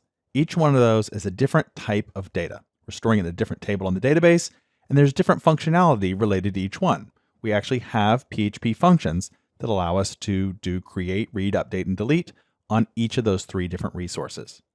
When I talk about nesting the resources, I'm talking about putting a resource inside another resource so that it's dependent on the resource it sits inside. Most often, when we talk about nesting resources, what we're talking about is one-to-many relationships. And we've seen how we have a one-to-many relationship between our subjects and our pages. Each subject has many pages that belong to it.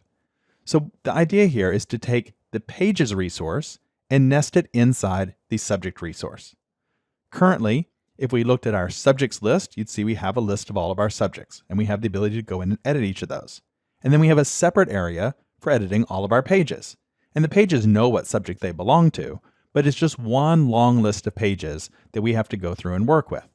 If we nest those, we would instead put the pages as a sub-resource of subjects, so that each page would belong to its subject. Here I've shown them just as a single list so that you can see how each page is indented with a bullet point in front of it underneath each subject. This is the idea of nesting.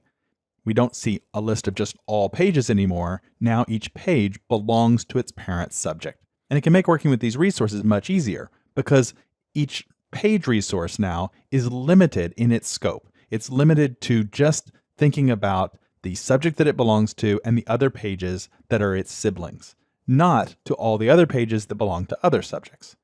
So in practical terms, what this means is that we're no longer going to have direct access to our pages from our admin area. Instead, we're going to go through the subjects area in order to get to those pages. So we'll still be able to edit all the page content. We'll just need to first pick a subject and then pick a page. It also means that we're going to need to group our pages by subject. There are a number of ways that we can group these or reorganize our code. The important point is that we're no longer going to see a list of all pages, but a list of pages that just belong to a single subject.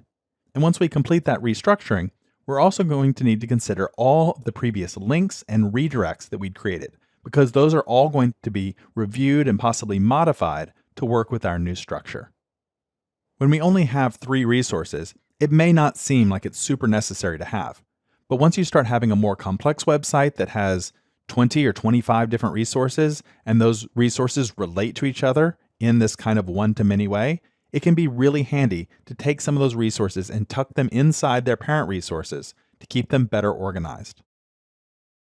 We're going to begin nesting our resources, that is, putting our pages nested inside the subjects, by first starting out with reorganizing our code a bit so that we list our pages by their subject.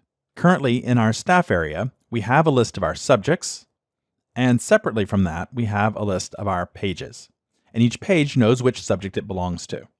What I want to do is take the pages that belong to a subject. For example, these first 4 pages belong to About Globe Bank. And instead of listing them here on this page, I want to take them and I want to list them with their subject underneath the subject. So I want to click on View for About Globe Bank. We're now seeing details about this subject. And what I want is right here below it to have a list of the pages that belong to this subject. So the only way to see the list of pages is to first choose the subject. So in order to do that, let's first start by going into our staff area, and let's go to index.php in the staff area, and let's just take away that link that we had for pages. So now the only way to get there is this link to subjects. Let's save that, and then let's go into subjects show.php. That's the page we were just looking at. And down here, let's add in a horizontal rule, HR.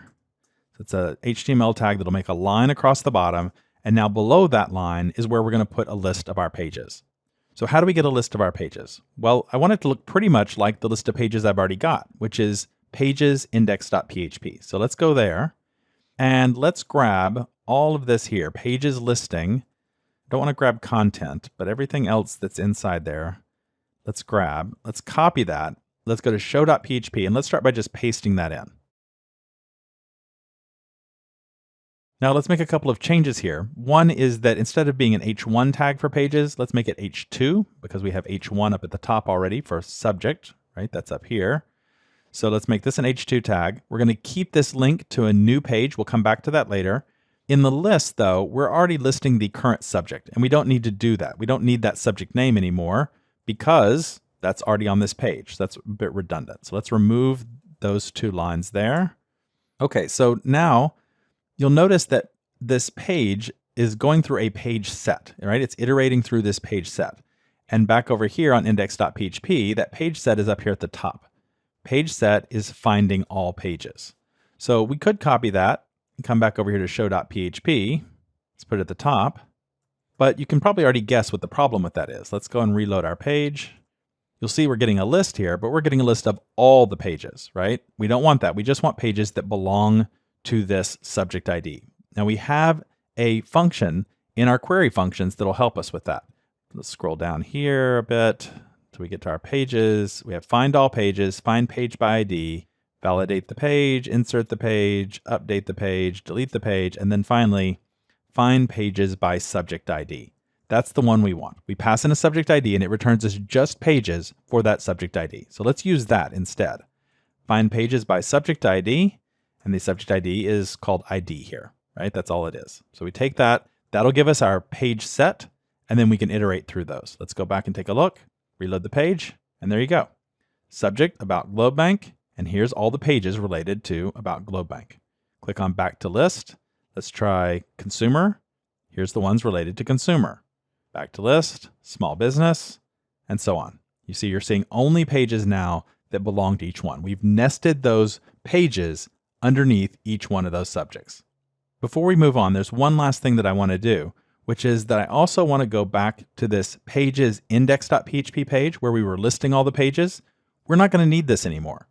We're not ever going to go to our pages from some kind of global view that shows us all of the pages. So we can remove this. In fact, we can remove the entire page. Let's just come down here. And instead, let's just put in a line that says redirect to URL for, and we're going to redirect to staff index.php. So if you try to go to this page for any reason, it's just going to take us back to the main staff menu page. Why keep this page here? Why not just delete it? Well, it's a good security practice to always have an index.php file in every folder. So it's a good idea to still have it there. It's going to check for the login. That doesn't really matter too much. The main thing is that it's going to redirect if you try to visit this page. It's not going to actually do anything. In the last movie, we were able to nest our pages underneath our subjects. It would be great if that was all there was to it, but unfortunately there's a bit more of housekeeping that we need to do. For example, we need to think about the links that we've created by nesting these files underneath the other ones. The contents of our links may need to be adjusted in order to keep the current site functionality. So if we're looking at our subjects list and we click on a subject, we now see a list of the pages, right? Now all the links related to subject haven't changed, right? If we edit a subject, delete a subject, all that works exactly the same. However, under pages, when we go to view a page, it's going to take us to a page, look at the content of a page. But notice here that I have this link that's back to list. This used to take me back to a page that was staff pages index.php. But that page basically doesn't exist anymore. We made it into just a simple redirect back to the menu. This is not what we want anymore. We want to modify the link for back to list so that it does something different. So inside pages, inside show.php, right here where we have this backlink, we don't want to go to pages index.php anymore. Instead, we want to go to subjects show.php. That's the page that took us here, right? We came from that page. We need to go back. And that page won't work on its own. It also needs an ID to know which subject to show. So let's put a question mark, ID equals, and then period, and we'll concatenate together a value. We want to make sure that we use HTML special chars on that and also our URL encoding. So I'm going to put both of those in there. Now, the value here is going to be the subject ID. You'll notice that down here, I'm actually using page subject ID to find the subject. So it's right here, right? This finds my subject for me. If I take this code and I just cut it, move it up a little higher on the page here. Let's actually just clean this up a bit. There we go. Now I'm finding the page, and then right away, I go and find the subject by its ID. And now I have the subject, and therefore right here, inside this, I can just put subject and then use its ID. I have the ID for the subject. I can use it right here just as easily as I could down here where I'm using the subject's menu name. Let's try that out. And let's also change the name of this as well. We had it back to list. Let's call it back to subject page. There it is, back to subject page. Now click on that link and look at that. I went back to the subject page. Click on view for history, back to subject page, takes me back to About Globe Bank. Okay, so that works great for the show page.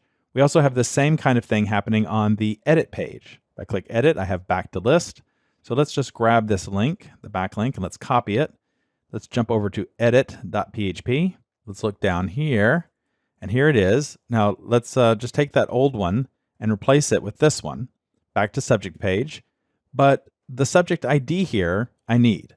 So where am I finding that currently? I'm not. At the moment, I've got a drop down that finds all subjects, but I'm not actually finding a single subject, right? Back over here, I was calling find subject by ID, but I'm not doing that on edit.php. Now I could, that would be one solution, is just to go to the database and ask for it, but I don't need to because I already have the page. The page has been found and the page knows its subject ID. So another way we can get this is to just ask this page for its subject ID. That is because it is the child record in the one-to-many relationship. So it has this foreign key. So we can always get this value from two places, either from the parent object, if we have it handy, or we can ask the child object for its foreign key and use it that way.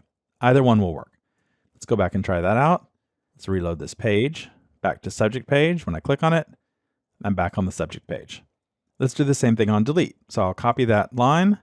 Let's open up delete.php and let's do the same thing. We're going to paste this code in. And here we are, page subject ID. And you'll notice that here, unless it's a post request, in which case I just delete the page, we'll come back to that in a moment, I'm going to be finding the page here. So I find the page, I have the page, therefore I have its foreign key.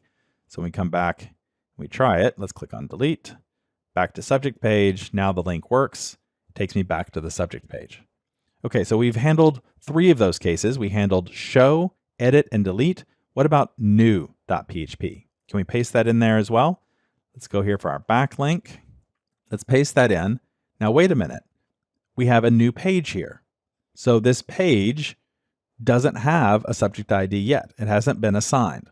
And sure enough, if you go back and try it, I click create new page, and you'll see that I'm on a page, but no subject ID is picked yet, right? It could be absolutely anything. So this back to subject page is going to take me to nothing. If I click on it, you'll see I get nothing.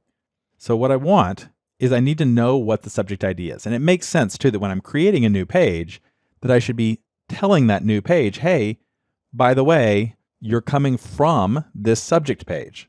All right, I should pass along that information, who the parent should be. So what I want to do is, before I get to that page, I actually want to go back to show.php for subjects. And down here where I have that link for new.php, I want to include the subject ID. The subject ID equals, concatenate together, make sure that we escape those values. And what ID do we want to use here? It is going to be subject ID. All right, so now let's go back. We're on the subject page. Let's reload it. When I click on create new page now, it sends the subject ID up in the URL, right? Subject ID equals 1. So now I can come back to new.php and I can read that value in.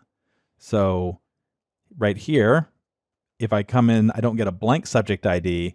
What it does first is it checks to see if there is a get variable for subject ID.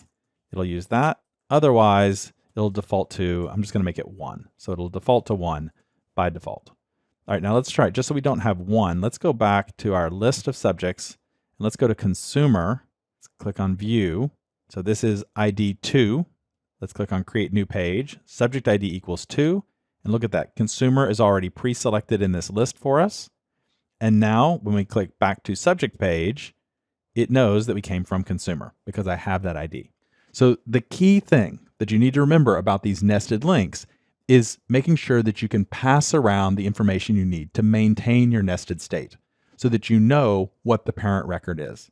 Sometimes you may be able to get that from the parent itself. Sometimes you can get it from the foreign key of the child object. Sometimes you need to pass it in the URL so that you know it. There's actually a fourth possibility as well, which is that if we go to submit our form for our new page, we still have the subject ID, and that's because it's in the form data. It's passed in the form data. So when we call URL4, we're not passing in the subject ID there. It's actually down here in the form data, and that allows us to be able to use it up here inside the form processing. We'll talk more about the form processing and specifically the redirects in the next movie. In the previous movie, we learned how we had to adjust some of our links so that they would work with our new nested resources. Now in this movie, I want us to talk about our redirects and how we need to modify our redirects to take account of the nesting. In our application, there are really three places that we make use of URLs. The first is in our links. That's the most obvious one. We worked with that in the last movie. The second is when we have form actions, because the form action submits, it's not quite the same as a link, but we also need to take into account what URLs we're using there. And then the third one is our redirects. Whenever we have a redirect, we need to take into account to make sure that this still works with our new nested structure.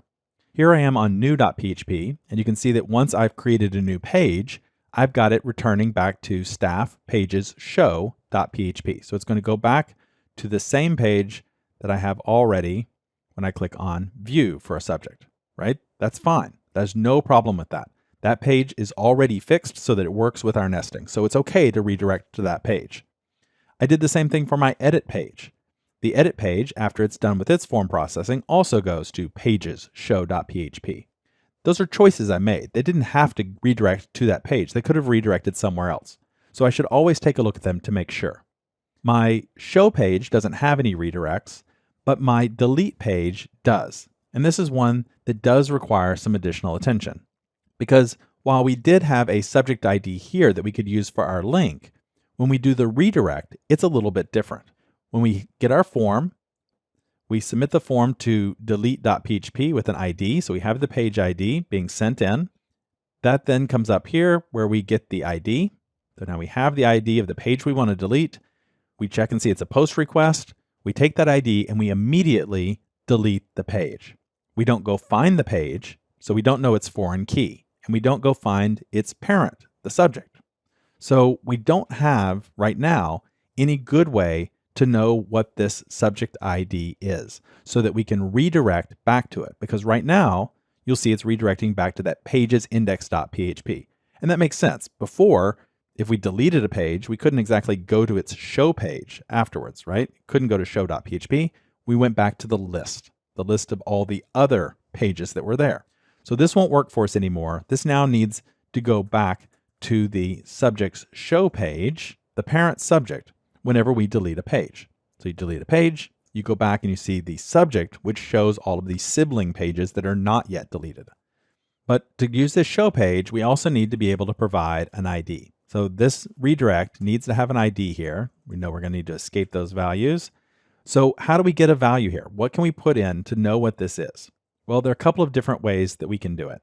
The first is that down here, while we know the subject ID, right? We have the foreign key, we found the page. We do that whenever it's a GET request, we find the page. Down here, we could include the subject ID in the URL here. Then we would have it as part of the URL when the form action submits. Or we could put it in the form data. We could have a hidden field, for example, in here that would send it as form data. And then we could get it out of the post data instead of the get data. Or the other possibility is that we just simply move this code up here that finds the page up higher. Right now it only executes when it's not a GET request, but we could make it so that it actually happens all the time. And that's the one I'm going to do. I'm going to make this additional request to the database so that we find the page and then we turn around and we delete the page. The main reason to find the page is so that right here we can have find page by its foreign key, and that'll be our subject ID. Now we can redirect to it because we now have that data. We've pulled it out of the database here, even though we turned right around and deleted that same record right afterwards. Why did I choose this one? Well, I think it's a little cleaner. I think it's a little nicer not to have it in the URL just for this one case or to populate my form data. There's no reason to have form data that just sends along a foreign key. And I also can think of cases where I might want to check and see if this page exists, right? Go to the database, see if the page exists. If it doesn't exist, then don't try and delete it, right? Do something different instead. Redirect back to another page saying, hey, sorry, the page you just wanted to delete doesn't exist, right? So I can think of a lot of ways that I could provide better error checking if I first go and look for the page before I try and delete it. So that's why I picked this one. So we'll save the result. So now we've counted for all of our links, all of our forms, and all of our redirects. They all work now with our new nested structure.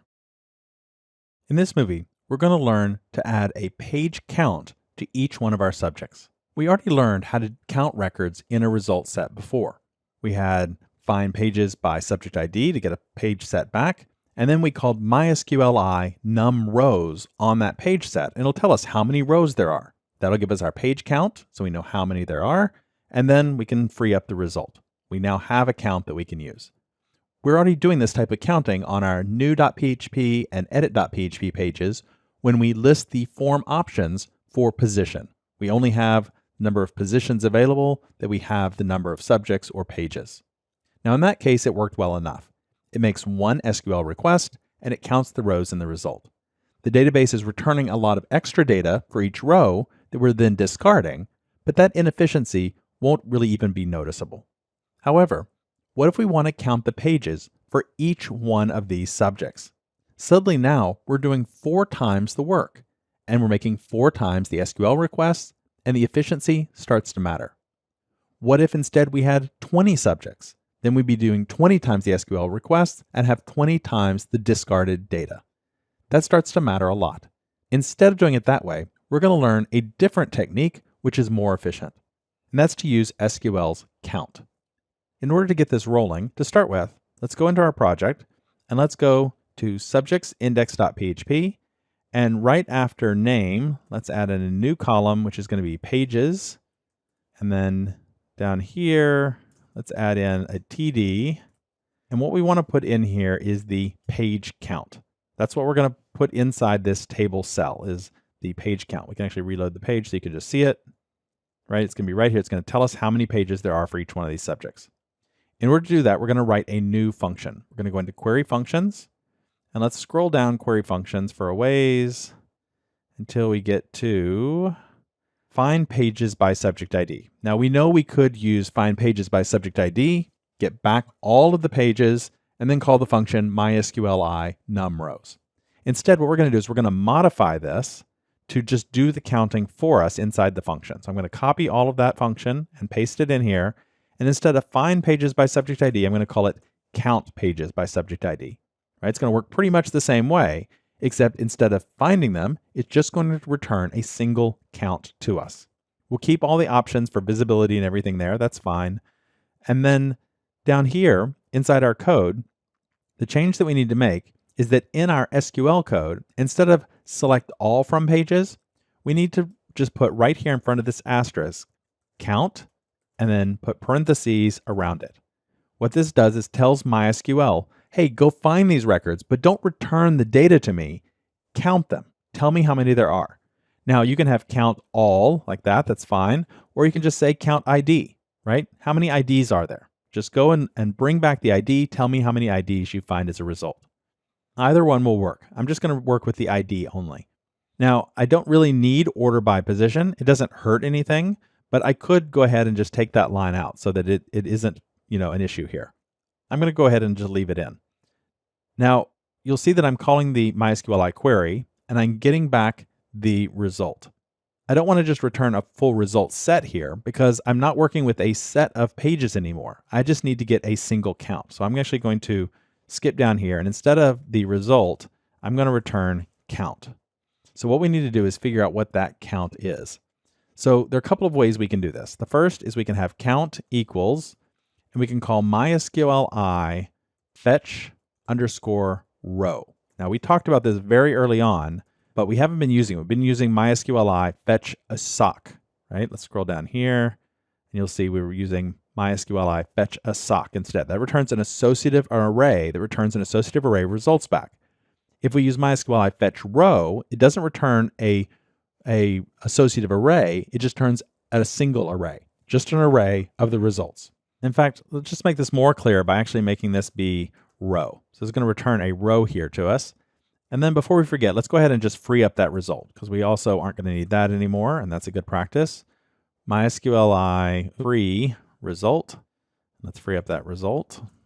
Okay, so now we have a row of data. In order to get the count for that, the count is going to be equal to the first item in the row because there's only one item being returned, the count of the ID. So it's a row that has a single element in it. But we do need to get that first item using the 0 index because it is still an array. It's basically returning an array to us that has one and only one thing in it. This gets the count and returns it back to us. Let's try it. Let's see if it works. Let's save it. Count pages by subject ID. Let's switch back over here. And right here, while we're inside the loop, we're looping through each subject. Let's add a line that says page count equals count pages by subject ID. And we're going to pass in the subject with its ID. And then once we have that value, let's come down here. PHP will echo back that value into that table cell. All right, let's come back and let's try it. Reload the page and look at that. 4 pages in this one, 3 in this one, 3 in this one, 3 in this one. We can click on those to verify. There's 4 in that one. Click on this one. You'll see there's 3 in that one. Now the SQL that it's using here is much more efficient. It's not going back and getting all of the data from those pages. It's saying, hey, MySQL, send me back a number. And that's all it does. It sends back a number, a single number back to us, not lots and lots of data. Now, we are working with MySQL fetch row here. I did want to mention that you also can use an association still. If you want to use an association though, then you need to also add a line up here that just says as count. This will give it a name. And then when you use fetch assoc down here, you'll have a name attached to it. So now I can actually say that the row count is what I want to return back. It works basically the same way. I'll just reload it and you'll see you get the same results. Now, I personally think that there's no reason to do that extra step. So I'm going to leave that out. I'm just going to use MySQL fetch row instead. One more time just to make sure it works. And there we go.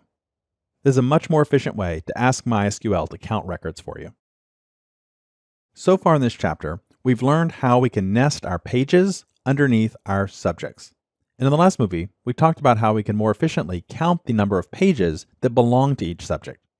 I now want to take those two ideas and combine them together to talk about how we scope the page position by its subject. You may or may not have noticed that we actually have a problem in our current code. If we go to one of our subjects, we view the pages, and then I click on one of the pages to edit it, if I look at the position listing, you'll see that I have 13 different positions available. Why is that? Well, it's because I have 13 different pages, but that doesn't seem quite right. It seems like instead that I should have positions 1, 2, 3, and 4, right? That it should be scoped by the subject. And then for another subject, such as over here on consumer, I ought to have positions 1, 2, and 3, right? I should never, ever run into a case where I have position number 12 or 13, right? Each one of these is scoped and broken up by its subject. My position listing doesn't do that though, so I need to make those changes. In the last movie, we saw how we could write count pages by subject ID in order to efficiently find the count of pages belonging to a subject. We're going to use that here, so I'm going to copy the name of that function just so we can make use of it. I'm going to go down here to my pages listing, and let's start with new.php. You'll see that the way that we're getting that list of pages is right here. I'm finding all pages right now, and then I'm counting the number of those pages and adding 1, and that's how I'm getting this page count. I want to change that. Instead, I want to come up with the page count by calling find pages by subject ID, and then I want to pass in whatever my subject ID is. So right here is that subject ID. That should be passed in both cases. It'll be passed in when I'm creating a new page and I don't have any data yet, and then it should also be available up here in the post data whenever I've submitted the form. So I'm going to take that page ID, pass it in, and I should get back a count of pages. And then I want to make sure that I call +1 on it because it's a new record. So it's the number of current pages +1 for this new one that I'm creating. So I'm going to just remove all of that old code. Let's save it. Let's come back and let's try it. Let's go back to subject page. Here I have 3. Now when I click create new page, my position has 1, 2, 3, and 4, right? So this could be number 4. That would be the next one. That'd be great. Now that works for creating a new one, but what about for editing one? When I click on edit, you can still see I'm getting a list of 13. So I want to do this same thing. I'm just going to copy this line. Let's go over to edit.php and let's do the same thing. Here I had the page set before. Notice that I'm not adding +1 to it this time. So I want to remove that because I'm going to maintain the current set of pages when I'm editing it. So I'm going to just remove all of that. Now we should have our page count. Let's come back and reload the page. and position now is 1, 2, and 3. Click back to subject page, back to list. Let's go to this one, About Globe Bank. We'll view it. Let's edit one of these pages, and sure enough, I have 1, 2, 3, and 4. Back to subject page. If I click Create New Page, I should have 1 through 5 now. See how that works? So now our code that determines the number of available positions is more efficient, and it's scoped by the subject. It's not all pages, it's just pages for a particular subject. Now, I do want to call your attention to one thing here, which is that I can edit a subject, I can change it to be a different subject, right? I can switch the subject that each page belongs to. I can move it to a different parent. That may or may not be a good feature. That's up to you. You may want to be able to move it and move a page to a different subject, no problem. But if you do that, then it's not going to update this position, right? The position is still whatever it was before. It didn't reload and go find out what this new position is. Now, you could use Ajax or something like that to go and query the database and find out how many positions are available in small business and update it accordingly. But that's not built into this right now. So just keep that in mind. We could just disable this so that it's not possible to switch positions, or we could add some fancier code that would figure out the position once we switch to a new one. But I just wanted to call your attention to it so that you saw that that was a trade-off that we were making there. Neither one is the right answer. It's really a matter of personal style and your needs. It's time for another challenge assignment. This one is a difficult challenge. It's the hardest one we've had yet, but it doesn't use any skills that you have not learned. It just requires persistence and very careful reasoning. The idea behind the challenge is to automatically manage the position numbering of your subjects and your pages. That means that whenever you add a new subject, move a subject to a different position, or delete it, it should adjust the positions of the other items accordingly. It's going to reduce the item by item editing, because right now, if you want to move a subject from position 1 to position 5, you have to go into all the other positions for the other subjects and adjust them accordingly. That's a real pain. Instead, we're going to add code that's going to automatically adjust those other positions for those other items whenever you perform those functions for insert, update, and delete. Let me walk you through some of the concept of how it works. So let's say that I have a list of subjects. Here I have 5 different subjects. I've added a new one that we don't have in our database called retirement. And let's say that I want to add a 6th one as well. I want to add one called investments, and I'm going to add it at position number 5. Now, retirement is currently at position number 5. So in order to make room for investments, what I need to do is add 1 to retirement's position, and then that would make it position 6. And that would make room for investments to then become position number 5. Or if I wanted to remove an item, to delete an item, any items below that item would need to subtract 1 from their position. So for example, if I'm taking investments back out, now it's gone. Now I have items 1, 2, 3, and 4, but I don't have an item 5, and I do have an item 6. So I need to subtract 1 from all items that have a position greater than the one I just deleted so that it closes up that hole where that deleted item was. There's also the case when we want to move an item from a starting position to later in the list. That is, the starting position is less than the ending position. When we do this, we want to subtract 1 from all items where the position is greater than the start position and less than or equal to the ending position. So let's say that I'm going to move consumer from the 2nd position, and I'm going to move it down below investments. So small business, commercial, and investments all need to slide up. They all need to have 1 subtracted from their position, and then that'll make room for consumer to go in at position 5. Or we can do the reverse of this. When we have an item where the starting position is greater than the ending position, in other words, we want to move it up higher in the list, then we need to add 1 to all the items that are going to have to shift. So here, if I'm moving consumer, small business, and commercial down, they would all add 1, and that makes room for investments to go into its spot at number 2. So we'll always be working with the starting position and ending position, and we're automatically going to update the positions of the items that are between them. There are 4 cases for your code to consider. There's adding a new item to the list, deleting an item from the list, moving an item to a later position in the list, or moving an item earlier in the list. You've seen examples of each one of these, and you can certainly go back and review those if you need to. But let's walk through the specifics of each one together. When we want to add a new item, it means that our starting position is 0. There is no starting position. So we can just have the starting position be 0, but we know the ending position. We know where we'd like it to end up. There's going to be no existing record for us to consider, so we don't need to worry about that. But we're going to need to add 1 to all items that are greater than the ending position. If you think about that, it makes sense. You take the ending position we want, anything that comes below that in the list is going to have to shift down. Anything at that position or later is going to shift down, so we're going to add 1 to it. When we delete an item, it's going to be the opposite. We have a starting position now, the position currently, the ending position is 0. We want to remove it from the list. We do have an existing record we want to make sure we exclude from the update. There's no sense in updating the record that we're about to delete. In order to close the hole left when we pull that item out, all items that are further down the list, items that have a greater position number, are going to subtract 1. And then there's the possibility when we move an item from earlier in the list to later in the list. We have both a starting and ending position. We have an existing record we don't want to have in our update. The important part of it, though, is that we want to subtract 1 from all items that are greater than where it is now, all the way up to and including the ending position where it's going to end up. Right? We're just going to shift all those items upward and then be able to slide our item in at the bottom of that section. And then the other possibility is moving an item earlier in the list. Again, we have a starting and ending position and a record to exclude.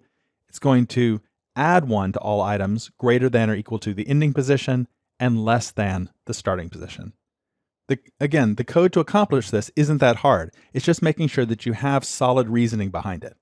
I want to give you just a basic skeleton that you can use to get started. I've got a function here called shift subject positions. We'll pass in a starting position and an ending position and a current ID if there is one. That'll tell us the current record. Then you can see I've got a bunch of conditions. The first condition is when starting position is 0. That's a new item. Or the ending position is 0. Then it's an item being deleted. Or there's the case when the starting position is less than the ending position, or when the starting position is greater than the ending position. In each of these cases, you would write different SQL that you could perform. I also want to give you a sample of what that SQL might look like to help you out. Here's an update statement. I'm updating subjects, and I just want you to see that I'm setting the position equal to position minus 1. It's perfectly valid to do this in MySQL, just to simply say, I don't care what your current position is, just subtract 1 from whatever that value is. You can do that. So if we have a where clause that's finding positions that are 3, 4, 5, and 6, then this would set all of those to just 1 less. They would become 2, 3, 4, and 5. It would also exclude the current ID, which in this case is ID 8, so that wouldn't be included in this update. So you'll want to complete that shift subject positions function with the correct SQL updates, and then call it with the correct values from inside your insert subject, update subject, and delete subject functions so that it happens automatically. My advice is to start by getting this working with your subjects. And once you've got that working, then move on to tackle the pages, because the pages are going to work the exact same way, except the pages must also consider the subject ID. Remember, the positions now, we have them scoped by the subject ID. So it's not all positions that we want to take into account. We want to always limit it to just the pages that belong to the same subject ID that we're working with. Spend some time working with it. See if you can get it. Remember, if you get stuck and you mess up your positions, you can always log into MySQL directly to edit those values back to something sensible again, and then work on your code a bit more. In the next movie, I'll show you the solution that I came up with. It's time for me to show you the solution that I came up with for automatically updating the positions of our subjects and our pages. Hopefully, you got a solution working yourself. But if not, don't get discouraged. The first thing I wanted to do was write this shift subject positions function. So I've got a starting position, an ending position, and then a current ID. And I defaulted that to 0. That's because MySQL statement has and ID not equal to 0, then it'll just do nothing because there are no items that have an ID of 0. So it's a good default to have. So I'm going to include my database so that I have access to that later. And then I'm going to have a little line here that says if the starting position and the ending position are equal to each other, well then don't do anything. Nothing changed, right? So just return. And that's a nice little fail-safe there that just bails out. If that's not true though, then we do need to make some updates. So the the SQL in every case is going to update the subjects table. So I go ahead and put that at the beginning. And then I've got my conditionals.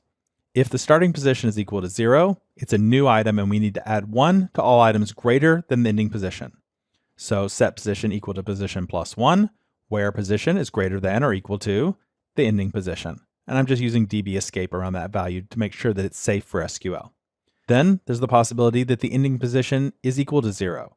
That would mean that I'm deleting an item. So I want to subtract 1 from items greater than the starting position. So once again, set position equal to position minus 1, where position is greater than the starting position. And then there's a possibility that I'm going from the starting position that's less than the ending position. In other words, I'm going from higher up on the list to further down on the list. So I'm moving it later. I need to subtract 1 from the items between them and including the ending position. So position equals position minus 1, where position is greater than the starting position, or position is less than or equal to the ending position. And then I've got starting position greater than ending position, meaning I'm moving it earlier in the list. Then I want to add 1 to all the items between them and also including the ending position. So now I have position equals position plus 1, where position is greater than or equal to the ending position and position is less than the starting position. So I've built up all that conditional SQL depending on the case. And then in every case, I'm going to exclude the current ID. Again, because that could be 0 if I don't send it, it'll just basically do nothing. Otherwise, if I do have a meaningful current ID, then it'll make sure that's not included in this. It'll be looking at the other items, not the one that I'm currently working with. Then I just call MySQL query on it, get back my result. The result for an update statement is true or false, so it just returns true back or handles the error if there was a problem. That's very similar to what we were doing when we did other kinds of update statements. The difference here really is that we're updating a whole lot of records at once. We're not just updating one record like we did when we were working with CRUD, we're updating a series of records. Okay, so once I had written that, then I needed to install it and start using it. So let's first go up here to a new record, insert subject. I still want to perform my validations, but if it passes validations, before I actually insert the subject in the database, let's make room for it. So I call shift subject positions. Its starting position is 0. Its ending position is the position that's in the form data, the one I just validated. And I don't have a current ID, so I'll leave that blank. Next, update subject. This time, I need to provide the starting position, and I don't know what the old starting position was, right? That's the position that was in before, and that's not anywhere in this subject associative array. This array has the new position I want. So I've actually got to make another trip back to the database here to check it out. All right, it might be something that tripped you up, but you have to go back to the database to find out what that old position was. That gives me the old subject. I'm calling it old subject just to keep it separate from this new subject that I'm working with here. I have old subject, I get its position and set that to old position. Now the starting position is old position. The new one is the one that's in the associative array, and the current ID is the ID that's in that associative array. And then when we go to delete the subject. Now when we delete a subject, we have to be careful because we're not passing in an associative array here, right? This is not subject, we're just passing in an ID. So I can use that ID to go find the subject and get the old subject and get the old position, same as before. Now, when I call shift subject positions, I've got my old position. The new position is 0 because I'm removing it from the list. So the new position is 0, and then the current ID is ID, not subject ID like it was when we were working with update. So don't let that trip you up either. And that's it. Let's try it out before we look at pages. We'll go into Firefox. Let's go to subjects, and let's create a new subject. And I'm going to call this junk subject. And I'm going to put it in at spot number 2. Create subject. Okay, created it fine. I'll click back to list. And here it is, junk subject at position number 2. And notice all the other positions shifted down accordingly, 1, 3, 4, and 5. Now let's move position number 2. Let's just move it down to 4. Edit subject, back to list. Now junk subject is down here at 4. And you can see the other ones shifted up accordingly, right? Items 2 and 3 moved up. They subtracted 1 so that they could fill in that gap of where it used to be and also make room for where it needed to go down here.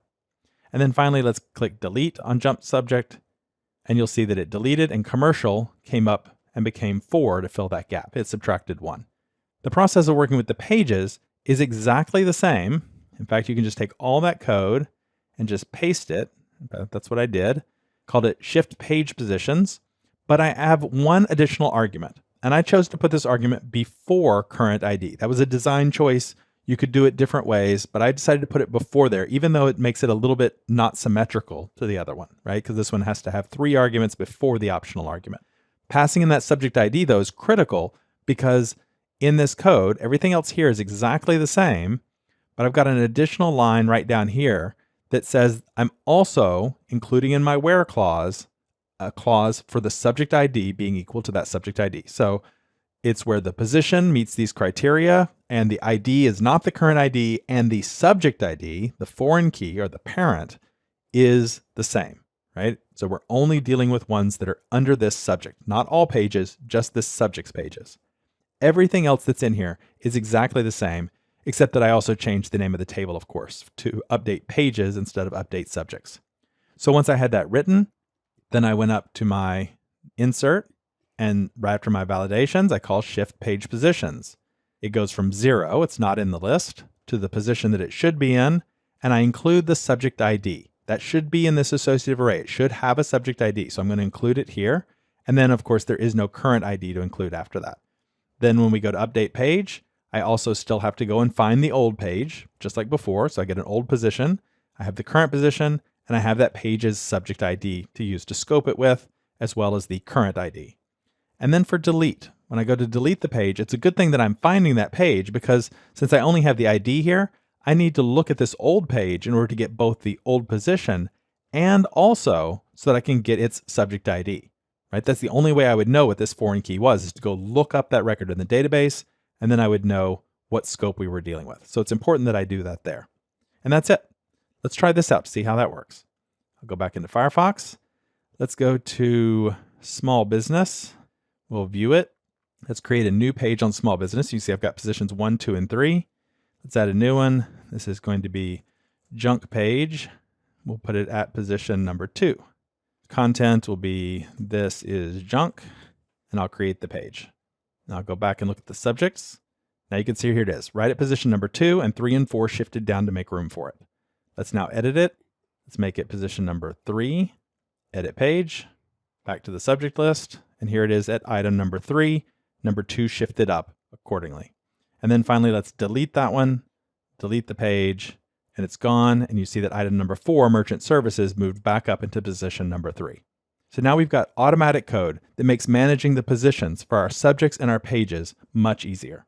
If you didn't get a workable solution on your own, spend a few minutes reviewing it and go until you do get it, because it really does use all the skills that we've been working on throughout this course. There's nothing here that you shouldn't be able to do. It's just a matter of reasoning through it and being methodical and careful about the logic until you've got something that works. I would like to thank you for taking PHP with MySQL Essential Training Part 2 with me. In this course, we built public-facing pages which display database-driven HTML content complete with page navigation. And we excluded subjects and pages which should not be visible to the public. We learned to encrypt passwords and to perform and require user authentication. We nested the CRUD for our pages inside the subjects area, complete with code to automatically manage their positions. In the end, we developed a respectable content management system together. This is, of course, only the beginning. A real-world content management system would use these same techniques to build even more tools. Maybe there's a database table of products and product categories. Or maybe there's an area that lists recent press releases. A database could hold office locations, staff, salespeople, or job openings. The details are different for every single project, but the fundamental concepts are the same as those that we've learned in this course. The tools are powerful and ready for your creativity. I look forward to seeing the exciting PHP and MySQL projects you create using what you've learned. Until then, happy coding!